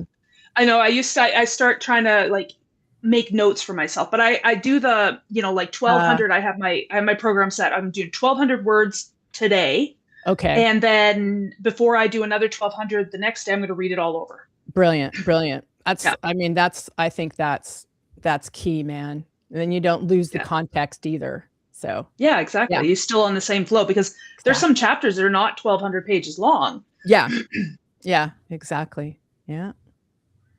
100%. How difficult is it to switch back and forth between songwriter and author? Different headspace, different hat. Obviously, songwriting is it's like a short story. So you get like a really short story, verse, chorus, verse, chorus, or verse, chorus, bridge. So you have to just decide what's the format. I let myself flow first, I let myself just write. Sometimes it's just lines, I get it. Like one of my songs on the new album that's going to be this next year is called Cypress Moon. And one of the songs is called If the Creek Don't Rise. And I was like, that's a great line. If the creek don't rise and if the levee holds, it's like that. But I couldn't get anything after that. So I just wrote it down and moved on, and then I came back. And then there are some songs for me, like just my first song I ever really like officially wrote, which is called Change. It took me, I was in a meditation and I came out of it and I just wrote it, and that was it. It didn't get changed. So other stuff I get rewritten. Yeah. When you're doing that, you have to have such powerful word economy. Do you find that you try to put multiple meanings into each line? I don't overthink it like that. A couple times I have, and I went, oh, no. Now I get it all clogged up, right? So I have a thesaurus, and I know what idioms are. So, I'll create the intention, the context, and I'll say, yeah, I just really want to sing about that. And then I see what happens, I just see what comes out, and I'll get lines sometimes, or I'll just be doing something and then something will pop in, or someone will say something. I go, ooh, yeah, that's really good. Or you go, okay, everybody's angsty about this. So how do we talk about this? Like, so it gets into people's hearing, and then all kinds of other things happen. It's similar in the sense of, then we got to figure out a key, then we got to do a melody, then are we going to have live players, or am I going to what am I going to do? So there's all these things, kind of like the more cerebral aspect of it. But when it comes to the creative part for me, I just write out what I think I'm going to do, and then if I can't get the whole thing, I'll come back, I'll do it later, whatever. I don't know if it's the same for songwriting as it is for book writing, but that's what editors are for. Yes. To help clean it up. Exactly. Yeah. Well, like on my I Ride song. So I was trying to be clever, and I wrote, red on your coat, blue at your throat. Right. So red coats, blue coats, right? So I was like, oh, I'm so clever, but nobody's necessarily going to get that, right? I was being very cerebral about it. And my music partner comes running in. He hears me singing. He goes, no. It's blood on your coat, blue at your throat. It gave more of a visceral experience. And then I was like, oh yeah, that's it. And so when he said that, I was like, ding, ding, ding, ding. It went, yes. Dang it. I wanted to be clever. Dang it. Dang it. You were halfway there. It's like trying to open the pickle jar and then you pass it to somebody. It's like, I loosened it. No, let me do that. But it was funny though, because at first he was trying, there were some lines in there and I was like, part of me. It's actually, I don't do that. I just, inside I do that. I just go like this. Okay. You want to say what? It's fine to me. I love it. I wrote it. It's great. It's going to be great. And then you go and you're singing along and he comes running in. And he's like, no, it's blood on your coat. Oh yeah, that's it. Because what you're trying to do is you're trying to elicit, right? The emotion, right? Not just be clever. And so I stand corrected. So blood on your coat, blue at your throat. Brothers at dusk, we all stand one for all. So I was like, oh yeah, because that's what they would do, right? They would stand together, one and all. So anyway, that worked out. That's how that works. I envision you standing on a stage in Washington, D.C. singing that. So I see it. Thank you. I think you got this. And we got a lovely taste of it too, when you gave us a little serenade. Oh yeah, but erase that. It's a very casual serenade. Let's do that. Casual serenade. Casual serenade. Not in pitch. Not on the key. Hey, it's better than I could do. I didn't know I was going to sing that. But I just kind of like, yeah. And then, I got to say it like that. But thank you for saying that, Glenn, because that's what I keep saying myself. Like it's got to be not at the barbecue down the street. Not that that's not important, but I think it's really important that a lot of people hear it, and it's really has to imbibe that experience, that emotion, when to remember what it was like, for these people. And I know because every time I play it, people are crying. Every time I sing it, I cry. And it's really hard because I don't do well singing and crying. But it's really, really important. And I think that's what's really touching. It's going to touch a lot of people and shift the energy for that. Yeah. So thank you for saying that. Yeah. Yeah. Because I know, like those songs that just give you goosebumps and stuff. And I think those ones are really emotionally imbued. Yes. Yeah, absolutely. Well, we do have a source. So we're gonna pitch that to this source. So got to get it done. We got should be in the can in April. So my guy's playing the guitar right now, and we need to mix and master, and then it's gonna go into the hands of some pretty important people. So awesome. Yeah. Awesome. So hold that space for me, you guys. I got it. Yeah. So it's gonna be somewhere between MMA and the indie. So, there's so much going on there. Just kind of like making room in the brain. Yeah. Yeah. I love it. Well, having grown up in DC, I make fun of a lot of these things because I'm like, are they really going to do an indie race? And then I'm like, they're really going to do an indie race. Yeah. Oh my God. That's cool. And then I'm like, well, the MMA fighting thing on the lawn, it could go either way, but I'm like, it's kind of cool. I mean, it's never been done before, but hey, we've never been 250 before. That's right. We didn't know what it looked like 250 years ago. So, we're not quite as old as that. you know what's really neat? That's the one thing I really love about Massachusetts is that when I was there and I went up to Concord and Lexington, the whole 9 yards, and the beautiful thing about it is that for 4th of July, I was there 4th of July too 1 year, and I thought, oh, let's go. I see they're going to do something for the Declaration on 4th of July, and I'm like, well, that's what it's about. It's not necessarily about barbecues, or explosions. And so we went there, and of course it was the hottest day of the year, and it was all at the North Bridge right there, and where it all started, the gunfire, when that went down, and it was so cool. They had a whole troop of guys in costume, from that time period walk in, and then the guy with the wig and everything, and he literally read the Declaration of Independence like out loud. It was the neatest thing. I went, that's what 4th of July is about. Everyone standing around, together, families, everybody. And there was probably, I don't know, I would say 300-400 people, in this little small area. And we were all just standing there, feeling moved and sweating. Melting in that Massachusetts heat. They do that in Washington, D.C. Well, let me back up. I grew up in Mount Vernon, outside of D.C. They have somebody like George Washington and Martha, and they come out and they're in costume and they do that. Wow. And then, of course, at the end of the night, they blow fireworks up over the Potomac, which is really cool. That's beautiful. Yeah. But yeah, they come out in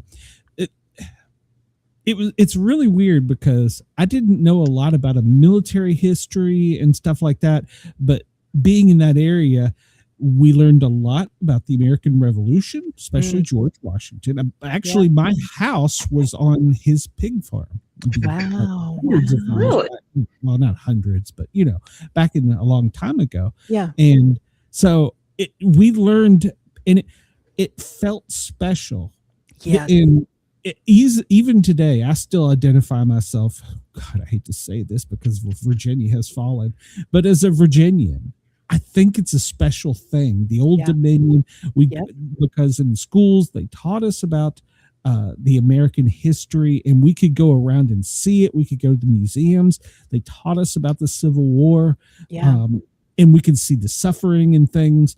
And it was a total different experience than if I went to school in Idaho. Right. And it helps you not forget. You're actually, and as a Virginian or a Carolinian or whatever, you would say my country, Virginia, my country, which I thought was really interesting. I did not know that they weren't quite the United States yet. So we would say my country, meaning the United States. I wouldn't say my country, California, that kind of thing.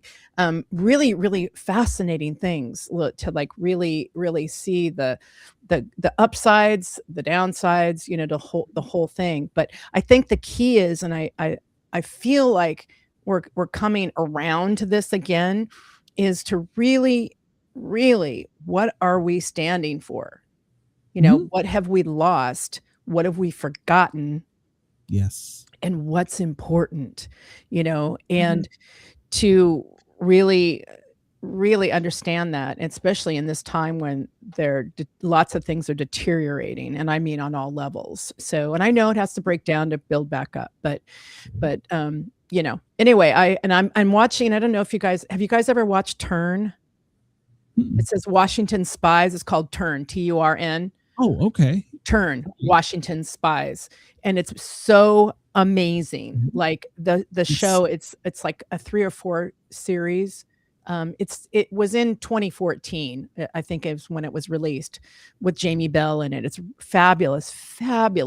It gives you a real authentic sense of what people were going through at the time, and it's really, really amazing. That's how we started our spy ring. That's how we got the CIA. Yeah, one of the things I despise them saying, and I can understand where people in this day and age get it, but when Robert E. Lee was called to action and they were going to give him the entire army, and he said, I can't abandon my country, Virginia. And everybody's like, well, he's a traitor. No, he felt that there had been blood loss. There had, that was theirs, and they didn't want anybody taking it away. Yeah. And but like I said, I can see where people can get it today, but I don't see it that way as a Virginian, because he felt Virginia was his. I mean, his house was Arlington Cemetery. Wow. And it was bequeathed through the Washington family. And so, he felt connected to the land, and he said, I can't leave my country, which was Virginia at the time. Fantastic. So, you're right. Wow.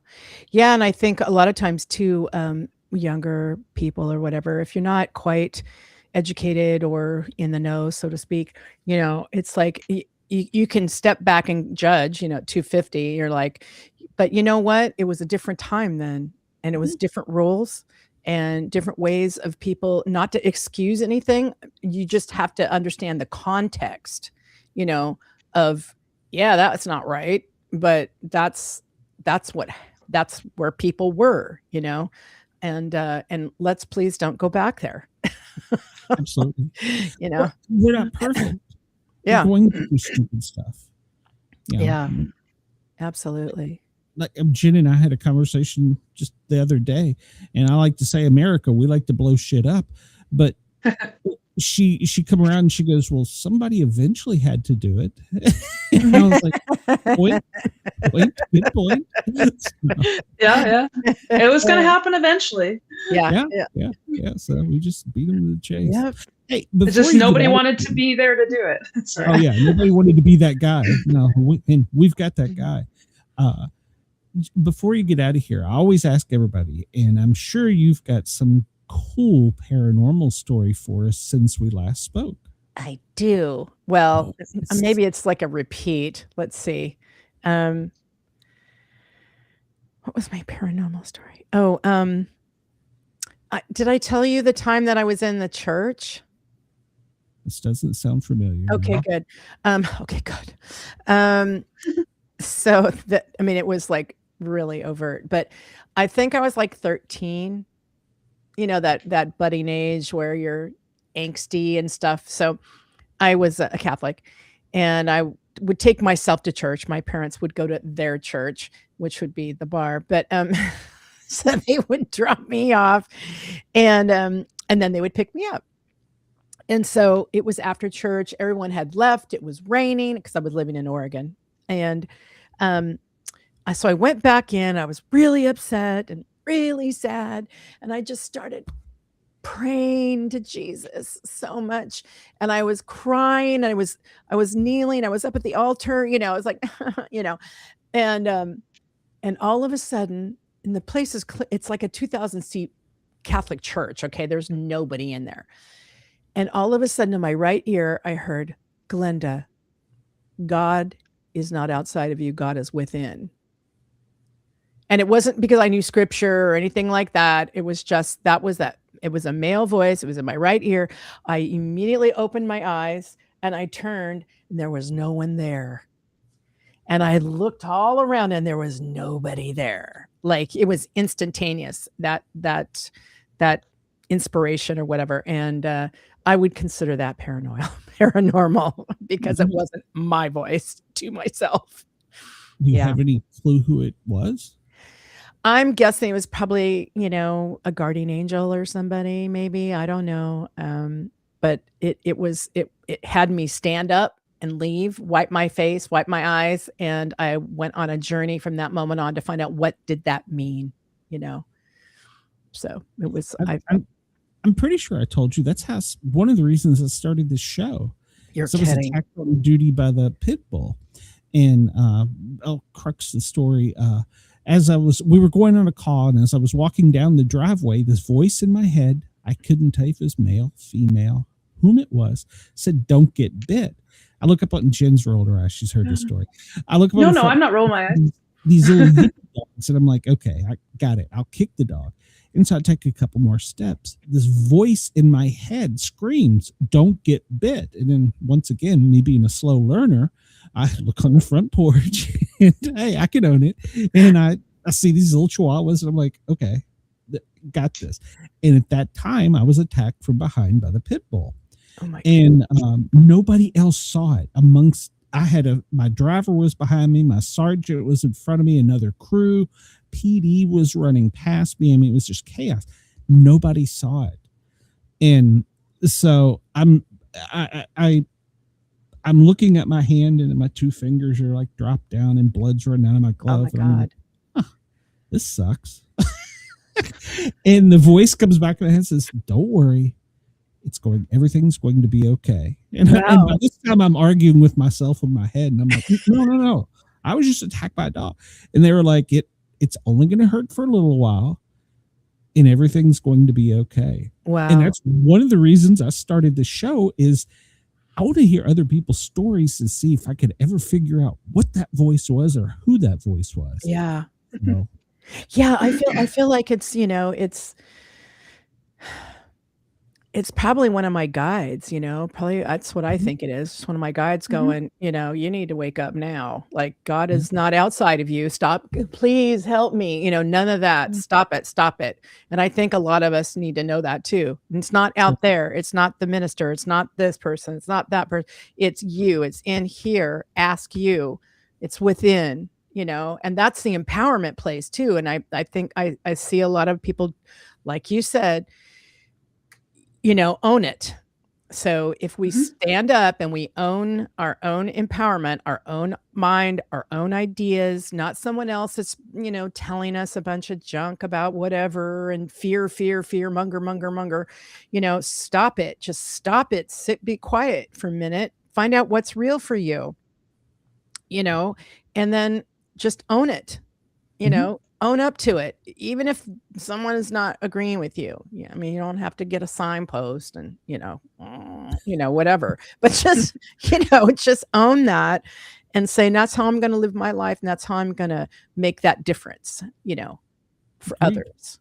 Yeah. Yeah. We have a huge audience now in Australia. We're live in Australia. Awesome. Hey, people. I want to make sure everyone knows how to get in touch with you if they choose to, and if they can, where they can buy your works and stuff like that. And of course, we're going to have you back again. I love you guys. I love, that's why I say yes, I'm here. Yeah, it's real simple, everybody. Just glendamusic.com. That's probably the easiest way. It takes you right to my website. You can get everything from there. If you buy merchandise or my music or my books, you can get my books on there too. And it takes you right to Amazon. I have Amazon Australia too. So it's easy enough. And then I know who buys what. And so then what I do is I take $1 off of whatever you've purchased and I plant a tree with one tree planted. Oh, so that's my thing. I plant trees with back to the earth with one tree planted.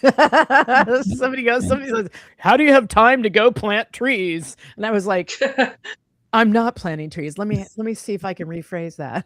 I got a guy. You're making it possible for trees to be planted. That's right. I've planted over 400 trees now in Scotland, Washington, and Oregon. That is awesome. Yeah. Awesome. California too. I got a few going here too. Well, yeah. Yeah. All right. Well, Glenda, please come. And hopefully I'll be able to keep Jen for a little while longer. So. Yay, Jen, stay, Jen. Stay. Yeah, I'm not going anywhere. Maybe to bed though, eventually, but right. Come up in the chat here, and Chris says Babe Ruth hit a lot of very long and monstrous home runs, Jen, but he also swung and missed embarrassingly at times. Don't ever stop trying to be Babe Ruth. So. And he says, I think whoever that first person was who come to your mind when you try to figure out where the voice is, you have your answer. So Chris is wise beyond his years. So yes, except I don't want to be Babe Ruth. I want to be me. Exactly. Own your shit. Yeah. All right, Glenda, have a wonderful night. Thank you very much. And we will hopefully have you back soon. I missed you. Yes. Thanks so much. I appreciate you guys. Love you bunches. And I'll keep you in the loop for 4th of July. Please do. Please do. Sounds good. All right. Have a great night. Bye. Talk to you soon. Bye. These hours do. I say this every week, but these hours just fly by. So they do. And Glenda is a wonderful person, a wonderful human being, and a great guest. I love her to death. And she has apparently relaxed a little bit because I think that's the first time she serenaded. So it was lovely. I was like, oh, yay. She's got, such a clear, crisp, powerful voice. Mm-hmm. So, check her out, Glenda. I need the windows closed on my car, and then I can let my pipes go. No, that's the soundproofing so nobody can hear you. Yeah. Well, they maybe can for a few seconds. I'm they're driving by. I'm not singing at the stoplights. And nobody wants to hear me sing, not even in the shower. The dog pound will show up. So Jen, we'd like to tell everybody, especially in Australia, since we love our fans there. We love our fans everywhere, but tell everybody where they can find your stuff and what you got coming up next. Yeah, check out my website, jmshawauthor.com. I have links to my books. You can read all about them. They are available through Amazon in Australia. And there's links to my Facebook and Instagram on the bottom of my website. So you can follow me and see when my next book is coming out. Awesome. And that will also be in the show notes. Chris says, if I'm singing, I'm having more than one dog biting me. Or maybe you're singing because the dogs are biting you. True. Next week, we have another repeat author visiting us, and I'm hoping she tells us a little about her trip down into Mexico, where she was doing some research for her book. And then we have another author lined up with that. So it's going to be a great show, as always. And Jen, you're not going anywhere. I'm keeping you. Cheyenne, she just has to work all the time now. So she'll be back. Harley, it's her tax season. So she'll be back. Otherwise, I'm just gonna go crazy without all you ladies. So I need you. Don't leave me. So nope, not leaving. Don't leave me. Oh, and I want it now that we're kind of off the air. I do want to thank whomever the other show was that rated us. They left after they realized they'd been caught. Thank you for giving us the views, the comments. Jen, you have to go back and read some of those comments. There was like 2 of them at once, and I'm like, okay, I know what's going on here. But we do appreciate it. If it was Uncle Rico, thank you. He's done that before to me. So just sometimes I got to be careful with some of the comments because I don't want to run any. That's how I lost Amando, was because of that. So I don't want to do that. All right, everybody. Well, have a great night. We will see you next week. Check me out tomorrow, noon till 2 on the Thin Line. Chris says it was them. It was Uncle Rico's show. So thank you, Uncle Rico. I appreciate you for rating me. Their producer will probably message me. They're actually very good people. So they've helped our show out some. So thank you to them. I appreciate the rating, but we got to break Jen in a little more gentler. So, I have 4 brothers, 2 of which are welders. I think, and I worked in emergency for many years, so I think I'm not as green as you would think. Okay, well, I'll just let you can answer all the questions they had to me privately. So there you go. All right, everybody. Thank you for allowing us to tickle your ears. Check me out tomorrow, noon till 2 on the Thin Line Rock Station, and hear me playing some music. And then, of course, Brenda and I'll be talking all things. I don't know. We're blowing some more shit up tonight, so we'll be talking about that, I'm sure. So maybe the National Guard's going to be in our airports, which are going to kill people. So. One of the politicians said, if you send ICE into the airports, they're going to kill Americans. But you don't understand how law enforcement works. It's kind of their job to not let anybody get hurt.